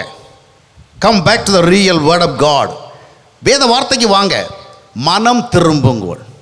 மனம் திரும்பாதபடிக்கு திருச்சபைகளுக்கு வருவதை தேவனுடைய பார்வையில் ஒரு பாவம். மறுபடியும் பிறக்காமலே திருச்சபை அங்கத்தினராக இருப்பதை ஒரு பாவம். மனம் திரும்பாமலே தேவனுக்கு ஊழியம் செய்வதை ஒரு பாவம். மனம் திரும்பாமலே திருச்சபையிலே வந்து பொறுப்புகளை கேட்டு பெறுவது ஒரு பாவம். மனம் திரும்பாமலே எப்படியாலும் ஒரு பதவியை பெற்றுக்கொள்ள வேண்டும் என்ற ஆசையில் அங்குமிங்கு அலைந்து கொண்டிருப்பது ஆண்டவருடைய பார்வையில் ஒரு கிரிமினல் ஆஃபென்ஸ். அதனுடைய நியாய தீர்ப்பு வரும். ஏனென்றால் அவருடைய சமூகத்தில் வருகிறவனுக்கு ஃபர்ஸ்ட் ஆஃப் ஆல் ஒரு ஸ்பிரிச்சுவல் எலிஜிபிலிட்டி வேணும். First of all he must be very sure that he has been born again, he has accepted Jesus and also he has become the son of God. ஆண்டவருடைய பிள்ளையாக மாறி இருக்கிறேன், ரட்சிக்கப்பட்டிருக்கிறேன், மனம் திரும்பி இருக்கிறேன், பரிசுத்த நடத்தப்படுகிறேன், நிச்சயம் இல்லாதபடிக்கு திருச்சபைகளுக்கு தொடர்ந்து வந்து போவதில் நமக்கு ஆசீர்வாதம் வந்து விடுவதில்லை. அதற்காக வருவதை நிறுத்திவிட நான் சொல்லவில்லை. நீங்கள் தொடர்ந்து வாருங்க, நீங்கள் தொடர்ந்து வாங்க, நிறுத்துவதற்கு சொல்லவில்லை. ஆனால் தகுதியோடு வாங்க. மத்தேயு 22ஆம் அத்தியாயத்தினுடைய 12ஆம் வசனத்தை வாஸ்து பார்க்கும் பொழுது, அங்கே ஒரு பிரபு, ஒரு பெரிய ஒரு ராஜா, ஒரு கிங், ஒரு ராயல் பேங்கட்டை வந்து எல்லாம் வந்து அரேஞ்ச் பண்ணி வச்சுட்டு அதில் கலந்துக்கிட்டவங்கள உடனே பார்த்து சொன்னால், சிநேகிதனே கல்யாண வஸ்திரம் இல்லாதபடிக்கு எப்படி உள்ள வந்த? கல்யாண வஸ்திரம் அணியாமல் எப்படிப்பா நீ உள்ள வருவ அப்படி கேட்டார். அப்போ என்ன அர்த்தம்? எல்லாரும் அழைக்கப்பட்டாலும், ராஜாவுடைய விருந்துக்கு எல்லாரும் அழைக்கப்பட்டாலும் அந்த இடத்துக்குன்னு ஒரு தகுதி இருக்கு சார். தேவ சமூகத்துக்குன்னு ஒரு தகுதி இருக்கு. அந்த தகுதியை மதிக்காதபடிக்கு உள்ள வந்தா God won't allow it, God won't accept it, God won't tolerate it. நாம் நினைக்கலாம், நாமளும் எவ்வளோ காலமாக எல்லாம் இந்த வேத வசனத்தின்படி எல்லாம் வாழாதபடிக்கு முரண்பாடாக வாழுகிறோம், பரிசுத்தத்தை தேடாமல் வேறு எதையெல்லாம் தேடிக்கொண்டிருக்கோம். நமக்கு என்ன நடந்து போச்சுது? தலைக்கு மேலே தொங்குது கத்தி. அது எந்த நேரத்தில் விழும், எப்படி விழும்னு சொல்ல முடியாது. நிறைய குடும்பங்கள் அது விழுந்திருக்குது, வடிவம் தெரியல. நிறைய குடும்பங்களில் சமாதானம் இல்லை, நிறைய குடும்பங்கள் உடைஞ்சு போச்சுது, நிறைய குடும்பங்கள் மேலே ஆக்கினை வந்திருக்குது, நிறைய குடும்பங்கள் மேலே சாபம் வந்திருக்குது. தெரியல, அவங்களுடைய சூழ்நிலைகள் சாதகமாக இருக்கிறனால இவங்க நல்லா இருக்குன்னு நினச்சிருக்கோம், ஆனால் உள்ளுக்குள்ளே நல்லா இல்லையே. சமீபத்தில் கூட என்னிடத்துல ஒரு சகோதரர் வந்து சொன்னார், கர்த்தரைகளை நல்லா வச்சிருக்கார். ஆனால் அவருடைய ஸ்டோரி எனக்கு தெரியும். அவங்க குடும்பத்தில் அவங்க நல்லாவே இல்லை. ஏன்னா அவர் எதை சொல்கிறேன்னா, அவருக்கு நிறைய வசதி இருக்குது, நிறைய வீடு இருக்குது, நிறைய சொத்து இருக்குது, பேங்க்ல நிறைய டெபாசிட் இருக்குது, நிறைய ஸ்கீம் போட்டு வச்சிருக்காரு, நிறைய பாலிசி எடுத்து வச்சிருக்காரு. இதெல்லாம் வச்சு கடவுளை நல்லா வச்சுக்கார். நல்லா வச்சிருக்கிறது எப்படின்னா, சொத்துக்களில் வச்சிருக்கிறது இல்லை, வசதிகளில் வச்சிருக்க. நல்லா வச்சுக்கணும் இந்த இருதயத்தில். பிரியமானவரே, உன் ஆத்துமா வாழ்வது போல நீ எல்லாவற்றும் வாழ்ந்து சுகமாக இருக்க வேணும். தக்காளி சாதம் சாப்பிட்டா கூட பரவாயில்ல, வெறும் கஞ்சி குடித்தா கூட பரவாயில்ல, நெஞ்சுக்கு நிம்மதி வேணும், வாழ்க்கைக்கு சமாதானம் வேணும், என்னுடைய பண்புகள் குணங்கள் அடுத்தவனுக்கு பிரச்சனையாக இருக்கக்கூடாது. அதுதான் உண்மையான லைஃப், ரியல் லைஃப். அதான் காட் பிளஸட் லைஃப். அப்போ அந்த மாதிரிப்பட்ட ஒரு வாழ்க்கையை நம்ம வாழ வேண்டும் என்றால் first of all we must allow ourselves to be ruled by God. ஆண்டவர் ஆள்வதற்கு ஒப்பு கொடுக்க வேண்டும். முதலாவது தேவனுடைய ராஜ்யத்தை தேடுங்கள் என்று ஆண்டவர் சொன்னாலும் அந்த தேவனுடைய ராஜ்யத்தை தேட வேண்டும் என்றால் நான் மறுபடியும் பிறக்க வேண்டிய ஒரு அவசியம் இருக்கிறது என்பதை உணர்ந்து கொள்ள வேண்டும். அதை தான் நிக்கோதேமுக்கு உணர்த்தினார். சரி, அப்போ இப்போ நாம சொல்லலாம், ஐயோ இதெல்லாம் ரொம்ப சிக்கலாக இருக்குது, ஜெபம் பண்ணால் நன்மை கிடைக்கும், உபவாசம் இருந்தால் நன்மை கிடைக்கும், காணிக்க கொடுத்தா நன்மை கிடைக்கும், ஆராதனை செஞ்சால் நன்மை கிடைக்கும், இந்த மாதிரி சிஸ்டம் இருந்தால் நாம் எளிதாக அதை நம்மளை அவைல் பண்ணிக்கலாம். இது ஒரு என்னமோ சொல்லியிருக்காரு, மனம் திரும்பணுமா, மறுபடியும் பிறக்கணுமா, பாவத்தை விடணுமா, இயேசுநாதரை ஏற்றுக்கொள்ளணுமா, ஆவியால் நடத்தப்படுமா, இதெல்லாம் சரிப்பட்டு வராது, எனக்கு வேணாப்பா, இருக்கிற ஆசீர்வாதத்தை அனுபவிச்சுட்டு போயிட்டே இருக்கிறேன் அப்படின்னு நம்ம சொல்லலாம். இப்போது ஆண்டவர் நம்மை ஆளாவிட்டால், if God is not ruling us, if we are not under the control of God, what will happen? What are the consequences? ஆண்டவர் நம்மை ஆளாவிட்டாலும் கூட நமக்கு வசதி இருக்க முடியும். ஆண்டவர் நம்மை ஆளாவிட்டாலும் கூட நாம் நன்றாக படித்து முன்னுக்கு வர முடியும். நாம் ஆண்டவரை ஆளாவிட்டாலும் கூட நாம் விரும்பின பட்டங்களை பெற முடியும். ஆண்டவர் நம்மை ஆளாவிட்டாலும் கூட நாம் ஒரு கம்பெனியை துவங்கி ஒரு தொழிலகத்தை துவங்கி நல்ல சக்ஸஸ்ஃபுல்லாக நடத்த முடியும். ஆனால் ஆண்டவர் ஆளாவிட்டால் நமக்கு ஏற்படுகிற ஒரு பிரச்சனை என்றால் நிம்மதியின்மை நம்மை ஆண்டு கொண்டிருக்கும். செல்வங்கள் இருக்கும், வசதிகள் இருக்கும், அந்தஸ்துகள் இருக்கும், ஆஸ்திகள் இருக்கும், ஆனால் இவைகள் எல்லாவற்றுடன் நிம்மதியின்மை இருக்கும். லேக் ஆஃப் பீஸ்ஃபுல்னஸ், அமைதி இராது. நெஞ்சுக்கு நிம்மதி தானே ரொம்ப முக்கியமானது. சமாதானத்தோடு படுத்து நித்திரை செய்யணும்.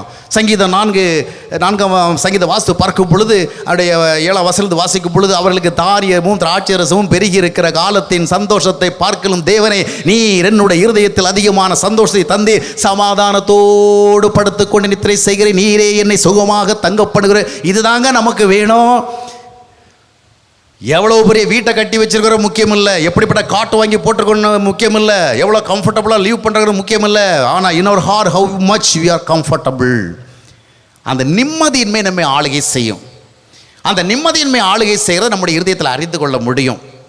அடுத்தவங்களுக்கு நம்முடைய நிலைமை தெரியாது. அவங்க பார்க்குறவள்ள பாரு எவ்வளவு ரொம்ப லக்ஸுரியாக இருக்கிறான், எவ்வளோ வசதியாக இருக்கிறான், கடவுள் எல்லாம் அவனுக்கு தான் கொட்டன்னு கொட்டியிருக்கிறான்.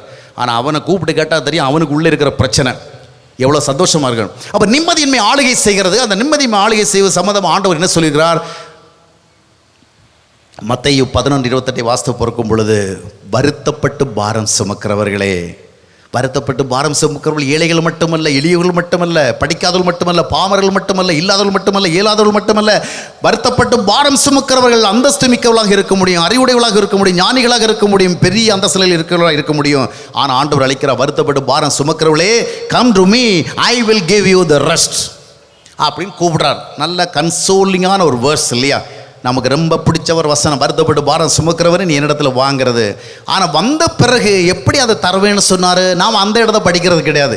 எப்போவுமே பாலாகாமல் தலையாக பண்ணுவேன் அப்படின்னு நம்ம அதிலேயே கட் அண்ட் பேஸ்ட் பண்ணி என்ன பண்ணிடுவோம், தனியாக பிரிச்சிடுவோம். நம்ம ஊழியக்காரங்களும் அப்படி தான் நிறைய பேர் பண்ணிகிட்டு இருக்கிறாங்க. பிரபலமான ஜெப கொடுக்கை தலைவர்களெல்லாம் அப்படித்தான், அப்படியே பைபிளிலிருந்து எங்காவது ஒரு வசனத்தை அப்படியே கட் பண்ணி எடுப்பார். நீ போகையிலும் ஆசீர்வதிக்கப்பட்டிருப்பாய், வருகையிலும் ஆசீர்வதிக்கப்பட்டிருப்பாய், உனக்கு இரண்டத்தனையாக நான் கூட்டிக் கொடுப்பேன், இழந்ததையெல்லாம் நீ திருப்ப பெற்று கொள்வா. இந்த மாதிரி வெட்டி வெட்டி வெட்டி நமக்கு பிராமிஸ் கொடுப்பாங்க.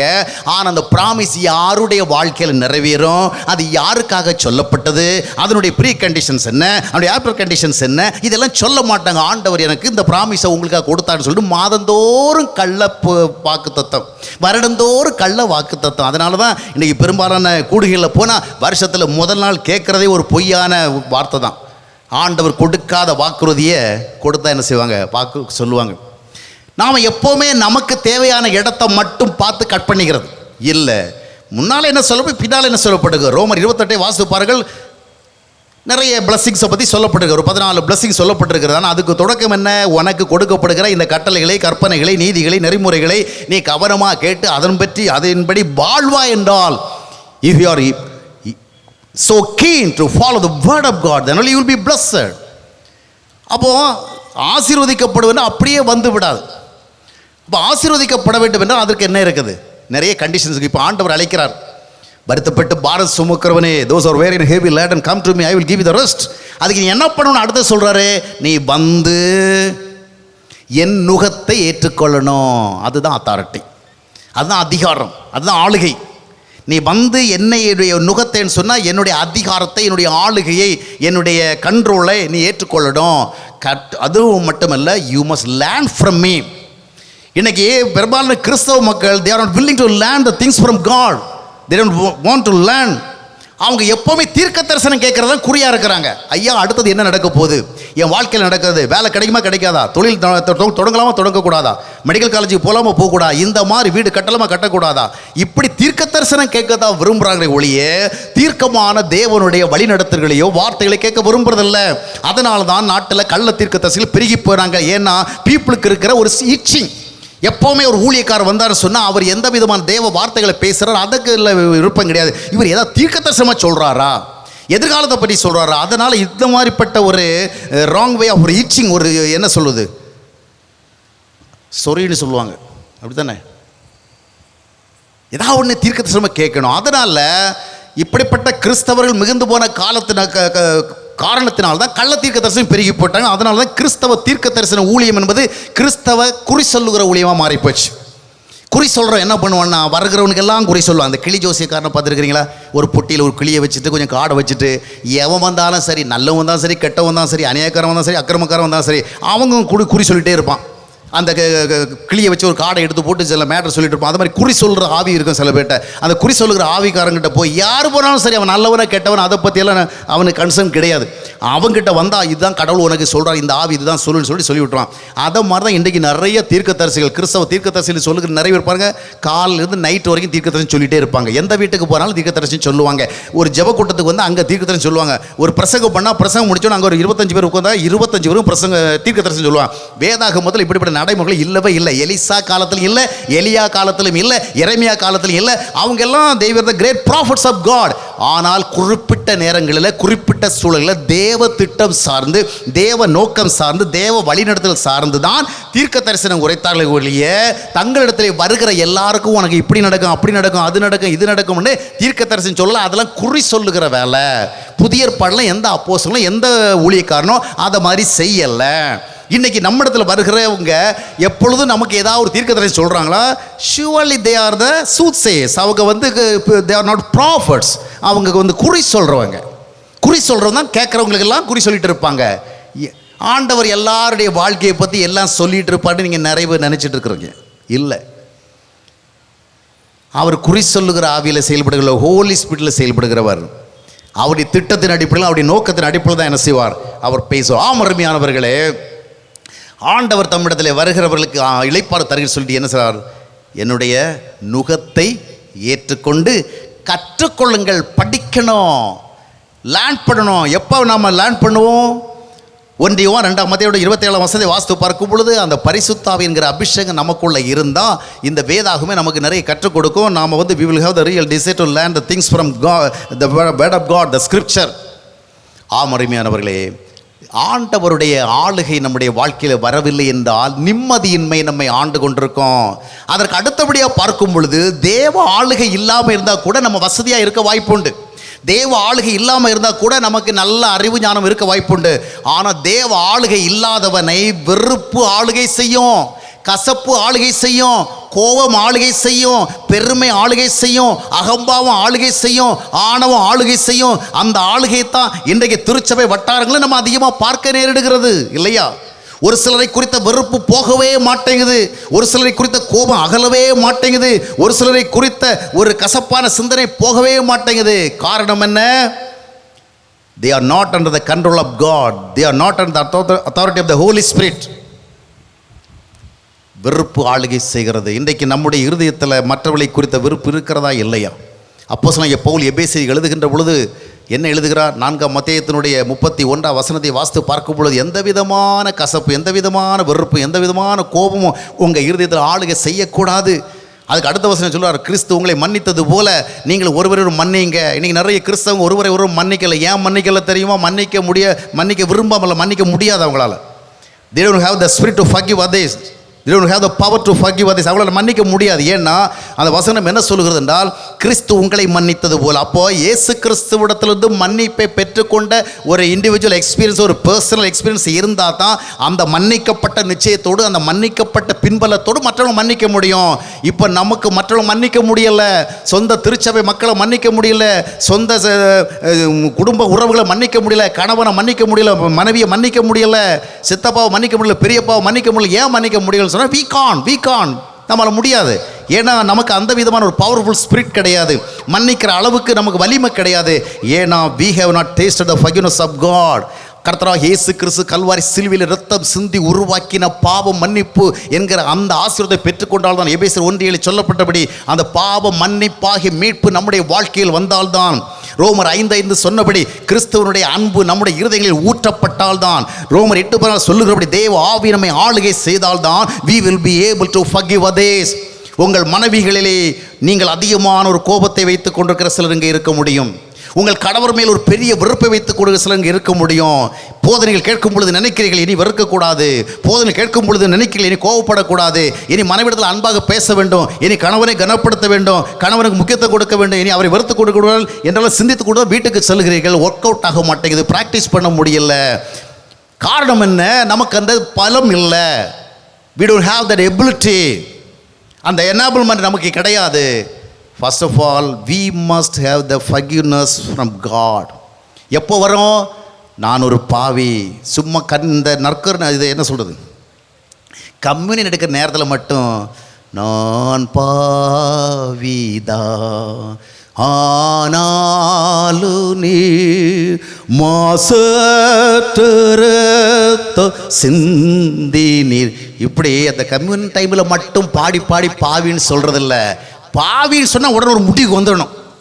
அடுத்த வாரம் நாளைக்கு சண்டேயில் யாராவது பாவிங்கிற மாதிரி ஃபீல் பண்ணிங்கன்னா இந்த பாட்டு பாடுறதை கொஞ்சம் நிறுத்திக்கிட்டு, அதுக்கு நான் பாட்டை வேண்டான்னு சொல்கிறதான்னு அர்த்தம் கிடையாது.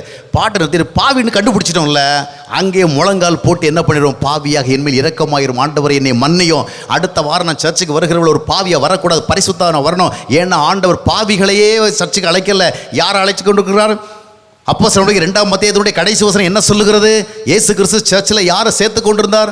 நம்ம யாரை வேணாலும் சேர்ப்போம், நமக்கு வசதிப்பட்ட ஆள்களெல்லாம் சேர்த்துக்குவோம், அது வேறு விஷயம். இங்கே நிறைய ப்ராக்டிக்கல் ரீசன்ஸ் நமக்கு இருக்கும். ஆனால் இயேசு கிறிஸ்து யார்? ரட்சிக்கப்பட்டவர்கள் தான் என்ன செய்தார்? சபையில் சேர்த்து கொண்டிருந்தார். அப்போ பாவின்னு நம்ம ஃபீல் பண்ணுறோமா? Are we sure that we are sinners? அப்போவே முழங்கால் போட்டு ஆண்டவர் என் பாவத்தை மன்னியும் ஐயா, நான் இன்னும் பாவின்னு சொல்கிறது மாதிரி ஒரு சூழல் இல்லாதபடிக்கு cleanse me lord, make me holy lord. ஏன்னா 1 Corinthians 1ஆம் அத்தியாயம் 2ஆம் வசனம் என்ன சொல்லுங்கன்னு சொன்னால், God has called us to be holy. நம்ம பரிசுத்தமாக இருக்கிறதா அழைக்கப்பட்டிருக்கிறோம், பரிசுத்தவான்களாக தான் அழைக்கப்பட்டிருக்கிறோம். எனவே பரிசுத்தவான்கள் அவருக்கு ஒப்பு கொடுக்க வேண்டும். இன்றைக்கு வெறுப்பு நம்மை ஆளவில்லையா? கசப்பு நம்மை ஆளவில்லையா? கோபம் நம்மை ஆளவில்லையா? எத்தனையோ மனைவிகள் கணவரோடு ஒன்றாக வாழ்ந்தாலும் அந்த கணவனை குறித்த ஒரு பெரிய கசப்பை, ஒரு வெறுப்பை, ஒரு பெரிய அதாவது அவரை குறித்த ஒரு எரிச்சலை வைத்து கொண்டிருக்கிறார்கள். அதற்கு நியாயமான காரணங்கள் கூட இருக்க முடியும். எத்தனையோ கணவர்கள் தங்களுடைய மனைவிகளை வெறுத்து கொண்டே, கசந்து கொண்டே, அவர்கள் மேல் ஒரு அன்பில்லாத மனநிலை வைத்து கொண்டு அவங்க பொங்கி போடுற சாப்பாடெல்லாம் சாப்பிட்டுட்டு இருக்கிறாங்க. கணவனை நேசிக்காமலே கணவனுடைய சம்பாத்தியத்தில் சாப்பிட்டு இருக்கிறாங்க. காரணம் என்ன? அந்த ஃபர்கிவிங் ஸ்பிரிட் இல்லை, முடியலை. அந்த ஆள் பண்ணுறதுக்கு நான் என்ன பண்ணுறது, அப்புறம் இது பண்ணுற கூத்துக்கு நான் என்ன பண்ணுறது, கொஞ்சமாக அதை அடி பண்ணிதா அப்படின்னு நம்ம சொல்லிக்கிட்டு இருக்கிறோம். நமக்கு இருக்கிற ரீசன்ஸை, நமக்கு நியாயங்கள் இருக்கலாம், ஆனாலும் ஆண்டவர் மன்னிக்க அழைக்கிறார். ஏன் மன்னிக்க முடியலன்னு சொன்னால், நாம முதலாக மன்னிப்பேன் நிச்சயத்தை பெற்றிருக்கணும். எனவே அருமையானவர்களே, தேவனுடைய ஆளுகையை நாம் நமக்குள் பெற்றுக்கொள்ளவில்லை என்றால் வெறுப்பு ஆளுகை செய்து கொண்டிருக்கோம், கோபம் ஆளுகை செய்து கொண்டிருக்கோம், கண்ட்ரோல் பண்ணவே முடியாது. இன்றைக்கி பார்த்தீங்கன்னா நான் நிறைய கூட்டங்களுக்கு போயிருக்கிறேன். உங்களுடைய மேஜர் ப்ராப்ளம் என்னன்னு கேட்டால் பெரும்பாலும் எல்லாரும் என்ன சொல்கிறாங்கன்னா, கோபங்க, என் கோபத்துக்காக ஜெபம் பண்ணுங்க. கோபம் வரத்தாங்க செய்யுங்க, அது ஒரு நேச்சுரல் திங், அதாவது நம்ம இயற்கை தான், இட்ஸ் அ நேச்சுரல். அந்த ஒரு ஆட்டிடியூட் நமக்கு வரத இந்த குவாலிட்டி இருக்க தான் செய்யும். ஆனால் பைபிள் என்ன சொன்னால், கோபம் கொள்வது தப்பு கிடையாது, கோபம் தவறு பண்ணுறதுக்கு என்ன செய்யக்கூடாது, அதை நம்மளை புஷ் பண்ணக்கூடாது. கோபம் கொண்டாலும் பாவம் செய்யாதிருங்க. கோபம் இல்லைன்னா மனுஷனுக்கு ஏதோ ஒன்று குறையின்னு அர்த்தம். கோபம் வேணும், ஆனால் கோபம் நம்மளை என்ன பண்ணக்கூடாது, ஓவர்டேக் பண்ணக்கூடாது. அதை நம்மளை ஓவர் கம் பண்ணுறதுக்கு நமக்கு கெப்பாசிட்டி வேணும். புரிகிறதா? அப்போ இதெல்லாம் முடியலைன்னா என்ன பண்ணோன்னு சொன்னால், we must know that really we are the sinners. இப்போ we need the help of God, we have to be saved. ஆண்டவரை சொல்லி, ஆண்டவர் என்னை ரட்சி, ஆண்டவர் என்னை ஒரு புதிய சிருஷ்டியாக மாற்ற ஆண்டவரே.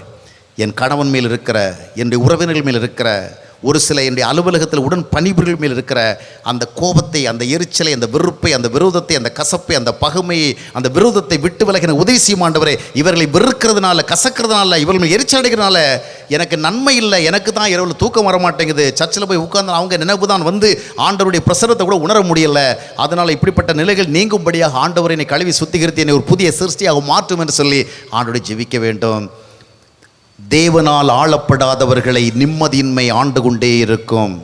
தேவனால் ஆளப்படாதவர்களை தவறான சுபாவங்கள் ஆண்டு கொண்டே இருக்கும். தேவனால் ஆளப்படாதவர்களை ஆணவமும் அகங்காரமும் ஆண்டு கொண்டே இருக்கும். அதனுடைய விளைவு என்ன? எதிர்பாராத வேதனைகள், எதிர்பாராத கஷ்டங்கள், திடீரென்று வாழ்க்கையில் இதை ஒன்று சம்பவிக்கிறது. இப்படிப்பட்ட நம்மை விடுவித்துக் கொள்ள வேண்டும் என்றால் தேவனால் ஆளப்படுவதற்கு ஏற்ற விதமாக நாம் மறுபடியும் பிறக்க வேண்டும். வெறும் பக்தியை வைத்துக்கொண்டு வாழக்கூடாது. நான் டெய்லி ஜெபிக்கிறேனே, டெய்லி ஆராதனை பண்ணுறேனே, பைபிள் படிக்கிறேனே, சர்ச்சுக்கு போகிறேனே, காணிக்கை கொடுக்குறேனே, இந்த மார்க்க சம்பந்தமாக நம்ம செய்து பழகின இந்த பக்தி காரியங்களையே அடிப்படையாக வைத்துக்கொண்டு நான் ஆண்டவருக்கு முன்பாக சரியாக இருக்கிறேன் என்று சாத்தான் சொல்லுகிறத நம்பக்கூடாது. எப்படி வாழுகிறேன், என்னுடைய வாழ்க்கை தரம் என்ன, என்னுடைய சுபாவளி தரம் என்ன, அதை நாம் சிந்தித்து பார்க்க வேண்டும். வெறுப்புகளும் விரோதங்களும் கசப்புகளும் உங்களை ஆண்டு கொண்டிருந்தால் அதை குறித்து பெருமை பாராட்டக்கூடாது என்று யாக்கோபு தன்னுடைய அது நிருபத்தில் எழுதுகிறார். 3ஆம் அதிகாரம் 14ஆம் வசனம். நீங்கள் வைராக்கியத்தை மனசில், கசப்பான வைராக்கியத்தை மனசில் வச்சிருந்தா அதை குறித்து பெருமை பாராட்டாதிருங்க. இன்னைக்கு நாம் ஒரு சிலர் மேல் வைத்திருக்கிற பெருமை, அதாவது கோபத்தை குறித்து, வெறுப்பை குறித்து, அவர்கள் மேல் வைத்திருக்கிற விரோதத்தை குறித்து பெருமை பாராட்டிருக்கணும். சாகிறது வரைக்கும் அவன் வாசலை பார்த்து தலை வச்சு என்ன செய்ய மாட்டேன், படுக்க மாட்டேன். செத்து போனால் கூட உன் வீட்டுக்கு பக்கமாக நான் வர மாட்டேன், உன் கையில் ஒரு தண்ணி குடிக்க மாட்டேன். வைராக்கியம். ஆனால் கம்யூனிலாம் லைனுக்கு பக்கமாக நின்று எடுப்பாங்க, பாட்டெல்லாம் பக்கத்தில் நின்று பாடுவாங்க. ஆனால் மனசுக்குள்ளே வைராக்கியம் மட்டும் அப்படி இருக்கும். ஆனால் பைபிள் வசனம் என்ன சொல்லுகிறது? கசப்பான வைராக்கியத்தை வைத்தால் அதை குறித்து மேன்மை பாராட்டாதருங்கள், அது உங்களுக்கு நல்லது கிடையாது. ஆனால் இதெல்லாம் நல்லது கிடையாது, நமக்கு தெரியுது. ஆனால் விட முடியலையே. ஆண்டவர் வழி சொல்கிறார், நீ வந்துரு, என்னை ஏற்றுக்கொள், என்னை வழிபட்டு உன் வாழ்க்கையை அவிதமாக வீணாக்கிடாத. வெறுமனே ஆராதனை நடத்தி தொழுகை நடத்தி வழிபாடு நடத்தி விசுவாசபுரம் சொல்லி பாவாரிக்கை சொல்லி பாமால பாடி கீர்த்தனை பாடி இப்படியே உன் காலத்தை அப்படியே முடிச்சு போடாத. நித்திய வாழ்விற்கு தேவையான ஒரு நல்ல நம்பிக்கை பெற்றுக்கொள். இந்த உலகத்தில் வாழுகிற பொழுது மன்னிக்க ஏண்டவனாக, அன்பு கூற ஏண்டவனாக, சமாதானம் வாழ ஏண்டவனாக நீ மாறும்படியாக என்னுடைய ஆளுகைக்கு உன்னை ஒப்புக்கொடு. நீ மனம் திரும்பு, பரலோக ராஜ்யம் சமீபத்தில் இருக்கிறது ஆண்டவர் சொல்லுகிறார். இன்றைக்கி நிறைய பேருடைய வாழ்க்கையில் ஆண்டவர் ஆளுகிறாரோ ஆளலையோ, உலகம் ஆளுகிறது. அப்படி தானே? புதுசாக இந்த வாரத்தில் லேட்டஸ்ட்டாக ஏதாவது டிவியில் பார்த்தா அடுத்த ஞாயிற்றுக்கிழமை நம்ம சர்ச்சில் அது தெரியுதா தெரியலையா? யாராவது புதுசாக ஒரு ஜுவல்லரி ஷாப்பில் போய் ஒரு புதிய ஒரு ஜுவல்லரி வாங்கி போட்டு வந்தால் அடுத்த வாரமே நம்ம அதை வாங்க விரும்புகிறோம். அப்படி தானே? ஒரு புடவை பார்த்தா உடனே இது பண்ணுறோம், இன்னொரு ட்ரெஸ் கோடை பார்த்தா அதை பின்பற்றுறோம், இன்னொரு தான் ஒரு ஸ்டைலை ஃபாலோ பண்ண அந்த ஸ்டைலை பண்ண உலகம் அப்படியே நம்மளை உடனடியாக கேட்ச் பண்ணிடுது. ஆனால் எத்தனையோ வருஷமாக ஆண்டவர் சொல்லுகிற காரியங்கள் நம்ம கேட்ச் பண்ணுதா? அதை நம்ம இமிட்டேட் பண்ணுறோமா? வேதம் என்ன சொல்லுகிறது? ரோமர் 12ஆம் அத்தியாயத்தோட 2ஆம் வசனத்தை வாஸ்து பார்க்கும் பொழுது, இப்பிரபஞ்சத்துக்கு ஒத்த வேஷம் தெரியாமல் தேவனுடைய நன்மையும் பிரியும் பரிபூர்ணமான சித்தம் என்னதென்று நீங்கள் அறிந்து என்ன செய்யுங்க, மனம் புதிதாகிறதுனால மறுரூபம் அடையுங்க. Do not change yourself to be suitable for this evil world. ஆனால் உலகம் நம்மை ஆளுகிறது. நம்முடைய வாழ்க்கையினுடைய பெரும்பாலான நடவடிக்கைகள் இந்த உலகத்திற்கு, அதாவது இந்த உலகம் இப்படி பண்ணுறது. ஏன் இந்த மாதிரி ட்ரெஸ் பண்ணுறேன், உலகத்தில் அப்படி தான் ட்ரெஸ் பண்ணுறாங்க. ஏன் இந்த மாதிரி சாப்பிட வருவேன், உலகம் அதைத்தான் விரும்புது. ஏன் இந்த மாதிரி கல்யாணம் நடத்துகிறேன், உலகம் அதைத்தான் விரும்புகிறது. ஏன் இப்படி நடந்துக்கிறேன், உலகம் அதைத்தான் விரும்புகிறது. அப்போ உலகம் விரும்புகிறபடி வாழுகிறோம். ஏன்னா we are under the bondage. எனவே தான் கலாத்தியர் 1ஆம் அத்தியாயம் 4ஆம் வசனத்தில் வேதம் சொல்லுகிறது, இந்த பொல்லாத பிரபஞ்சத்திலிருந்து நம்மை விடுவிக்க தான் ஆண்டவர் வந்தார். இந்த பொல்லாத உலகம் கொண்டு வருகிற தேவனுக்கு உகந்தது அல்லாதவைகள் எல்லாவற்றையும் நாம் உடனடியாக ஏற்றுக்கொள்கிற இந்த மனநிலிருந்து நம்ம விடுவிக்கிறதுக்கு தான் இயேசு கிறிஸ்து உலகத்திற்கு வந்தார். உலகத்திலிருந்து நாம் விடுவிக்கப்பட வேண்டும். எனவே நம்பர் 1, முதலாவதாக நிம்மதியின்மையிலிருந்து நாம் விடுவிக்கப்பட வேண்டும். வெறுப்பு விரோதங்களிலிருந்து விடுவிக்கப்பட வேண்டும். உலகத்தின் ஆளுகையில் நாம் விடுவிக்கப்பட வேண்டும். இத்தனை விடுதலை நமக்கு நடைபெற வேண்டும் என்றால் ரோமர் 6:14 சொல்லப்பட்ட விதமாக நாம் கிருபைக்கு கீழ்ப்பட்டிருந்து பாவத்தை மேற்கொள்ள வேண்டும். பாவத்திலிருந்து நாம் விடுதலை அடைக்க வேண்டும். ரோமர் 6ஆம் அத்தியாயம் 18-22 சொல்லுகிறபடி நாம் தேவனாலே விடுவிக்கப்பட்ட மக்களாக மாற வேண்டும். அருமையானவர்களே, யாரை தேவன் ஆசீர்வதிப்பார், யார் தேவனுடைய ஆசீர்வாதங்களை பெற முடியும்? யார் தேவனால் ஆளப்படுவதற்கு தங்களை ஒப்பு கொடுத்தார்களோ அவர்களைத்தான் தேவன் ஆசீர்வதிக்க முடியும். யாரை தேவன் ஆள முடியும்? யார் தங்களுக்கு ஒரு புதிய பிறப்பு தேவை, ஒரு மாற்றம் தேவை என்பதை உணர்ந்து ஆண்டவருக்கு தங்களை அர்ப்பணிக்கிறார்களோ அவர்களைத்தான் ஆளுகை செய்ய முடியும். அவ்விதமான ஒரு ஆளுகைக்குள் வருவோம். அவர்கள் சொன்னால் இவர்கள் சொன்னால் சொல்லி நாம் உலகத்தில் சொல்லுகளை நம்பி ஜபக்கூடுகைகளையும் ஜபக்கூட்டங்களையும் ஜப ஊழியர்களையுமே நம்பி ஆசீர்வாதங்களை தேடிக்கொண்டிராமல் ஆசீர்வாதத்திற்கு தேவன் காண்பிக்கிற இந்த சரியான வழியை பின்பற்றவரும் மனம் திரும்புங்கள், பரலோக ராஜ்யம் சமீபமாக இருக்கிறது. முதலாவது தேவனுடைய ராஜ்யத்தை தேடுங்கள், அப்பொழுது இவளெல்லாம் கூட கொடுக்கப்படும். எனவே மனம் திரும்ப வேண்டிய அவசியத்தை உணர்ந்து, மறுபடியும் பிறக்க வேண்டிய அவசியத்தை உணர்ந்து ஆண்டவருக்கு நம்ம ஒப்பு கொடுப்போம். ஆண்டவர் நம்மை ஆளுகிற பொழுது நிம்மதி வரும், சந்தோஷம் வரும், சமாதானம் வரும், தைரியம் வரும், நம்பிக்கை வரும், நிறைவு வரும். எல்லா நன்மைகளும் நம்முடைய வாழ்க்கையை மற்றவர்கள் பிரயோஜனம் உள்ளதாக மாறும். அப்படிப்பட்ட ஒரு வாழ்விற்கு நேராக நம்மை நடத்துவதற்கு ஆண்டவர் ஆயத்தமாக இருக்கிறார். கண்களை மூடி நாம் செபிக்கலாம். ஒரு நிமிடம் நாம் யாவரும் எழுந்து நின்று இன்று நாம் என்ன கேட்டோம், எதை ஆண்டவர் கேட்க வைத்தார், எதை ஆண்டவர் நமக்கு சொல்லிக் கொடுத்தார், எதற்காக சொல்லிக் கொடுத்தார் என்பதெல்லாம் சிந்திப்போம்.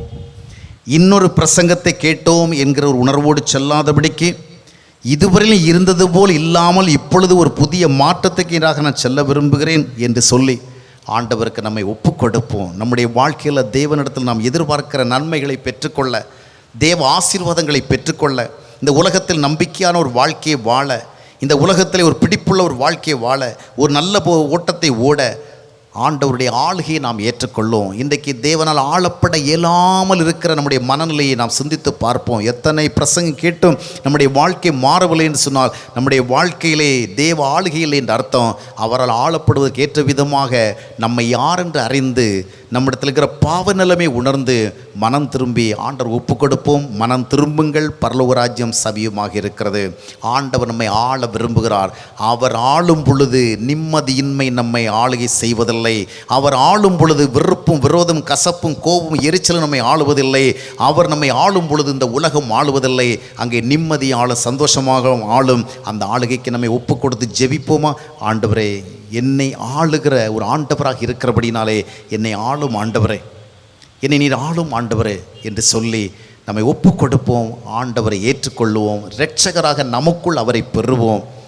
ஆலயங்களுக்குள்ளே வந்து ஆராதனை செய்கிற ஒரு ஆண்டவராக மட்டும் அவரை பார்க்காமல் நமக்குள் ஆளுகை செய்கிற ஒரு ஆண்டவராக அவரை பெற்றுக்கொள்ளும்படியாக ஆண்டவர் ஒப்பு கொடுப்போம். ஒரு நிமிடம் நின்று நம்முடைய நிலைமை தற்பொழுது எவ்விதமாக இருக்கிறது, தேவனால் ஆளப்படுகின்ற ஒரு நிலைமை இருக்கிறோமா இல்லையா, தேவனுடைய ஆசீர்வாதங்கள் நம்முடைய வாழ்வில் வருவதற்கு தடைகள் இருக்கிறதா இல்லையா என்பதை உணர்ந்து ஆண்டவரால் ஆளப்படுவதற்கு ஒப்பு கொடுப்போம். எபிரேயர் 2ஆம் அத்தியாயத்தோடு 4ஆம் வசனம் சொல்லுகிறது, இவ்வளவு பெரிதான ரட்சிப்பை குறித்து நீ கவலையற்று இருப்பாயானால் தண்டனைக்கு எப்படி தப்பித்துக் கொள்ளுவாய்? தேவனால் ஆசீர்வதிக்கப்படுவதற்கு தேவன் வைத்திருக்கிற வழியை நாம் பின்பற்றாதபடிக்கு வாழ்ந்தால் ஒரு தண்டனையை நாம் சந்திக்க வேண்டி வரும் என்கிற எச்சரிக்கை கொடுக்கப்பட்டிருக்கிறது. நமக்கு அது வேண்டாம். ஆசீர்வதிக்கப்படும்படியாக தேவனுடைய ஆளுகை ஏற்றுக்கொள்ளும். ஆண்டவர் நம்மை ஆசீர்வதிப்பா. ஒரு நிமிடம் நாம் சிந்தித்து ஆண்டவருக்கு நம்மை ஒப்பு கொடுப்போம். கூயவனே கூயவனே படைப்பின் காரணனே, களிமண்ணான என்னையுமே கண்ணோக்கி பார்த்திடுமே, களிமண்ணான என்னையுமே கண்ணோக்கி பார்த்திடுமே. மண்ணாசையில் நான் மயங்கியே மெய்வழி விட்டகன்றே, கண்போன போக்கை பின்பற்றினே கண்டேனில்லை இன்பமே. காணாமல் போன ஆடம் என்னை தேடி வந்த தெய்வமே, வாழ்நாளெல்லாம் பாதம் சேரோ பாக்கியமேந்திடுமே, வாழ்நாளெல்லாம் பாதம் சேரோ பாக்கியமேந்திடுமே. கூயவனே கூயவனே படைப்பின் காரணனே,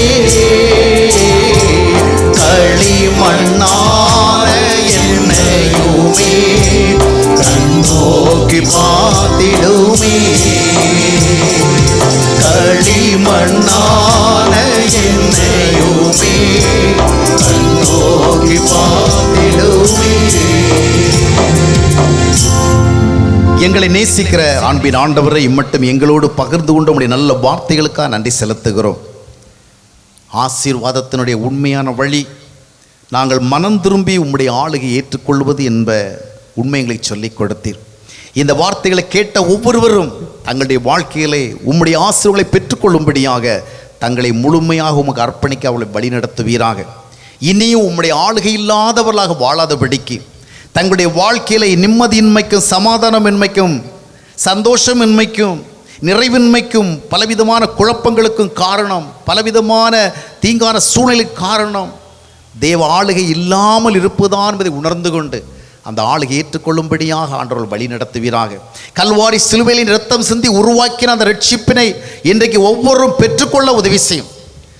யார் யாருடைய வாழ்க்கையில் நிம்மதி இல்லையோ, யார் யாருடைய வாழ்க்கையில் சந்தோஷம் இல்லையோ, யார் யாருடைய வாழ்க்கையில் தவறான சுபாவங்கள் ஆளுகை செய்து கொண்டிருக்கிறதோ, யார் யாருடைய வாழ்க்கையில் தவறான பழக்க வழக்கங்கள் ஆளுகை செய்து கொண்டிருக்கிறதோ, யார் யாருடைய வாழ்க்கையில் தவறான சிந்தைகள் ஆளுகை செய்து கொண்டிருக்கிறதோ, யார் யாருடைய வாழ்க்கையில் தவறான உறவுகள் ஆளுகை செய்து கொண்டிருக்கின்றதோ, ஆண்டவரே அந்த ஆளுகையிலிருந்து வெளியே வந்து உம்மால் ஆசீர்வதிக்கப்படும்படியாக உம்முடைய இரத்தத்தினால் கழுவப்படுவதற்கு தங்களை ஒப்பு கொடுக்கும்படியாக வழி நடத்துவீராக. வந்த வருடமாக திரும்பி செல்லாதபடிக்கு கர்த்தராக இயேசு கிறிஸ்து சம்பாதித்த மெய்யான ரட்சிப்பை பெற்றுக்கொள்ள ஆண்டவர் தாமே ஒவ்வொருக்கும் உணர்வுள்ள இருதயத்தை கொடுங்க. கஷ்டங்களோடும் கவலைகளோடும் கண்ணீரோடும் பாரங்களோடும் பலவிதமான நெருக்கடிகளும் வந்திருக்கின்ற பலவிதமான சோதனைகளில் சிக்கி தவிக்கின்ற இயலாமைகளில் மத்தியிலே வாழுகிற வியாதி பலவீனங்களோடு வாழுகிற ஒவ்வொருவருக்காக ஆண்டவரை உம்முடைய சமூகத்தில் ஜெபிக்கிறோம். கர்த்தராக இயேசு கிறிஸ்துடைய நாமத்தில் வல்லமையான நல்விளைகள் ஒவ்வொருவருக்கும் ஏற்பட கர்த்தர் உதவி செய்யும்.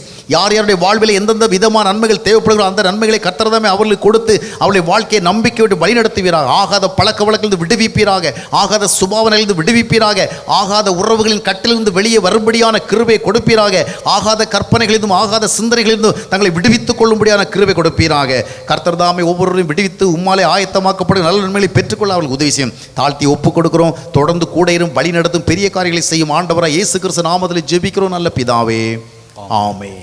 அன்பானவர்களே, ஜீவ நீரோடை யூடியூப் சேனலை சப்ஸ்கிரைப் செய்திடுங்கள். சப்ஸ்கிரைப் பட்டனை கிளிக் செய்து பெல் சின்னத்தையும் கிளிக் செய்து தினமும் புத்தம் புதிய தேவ செய்திகளை உடனுக்குடன் பெற்றிடுங்கள்.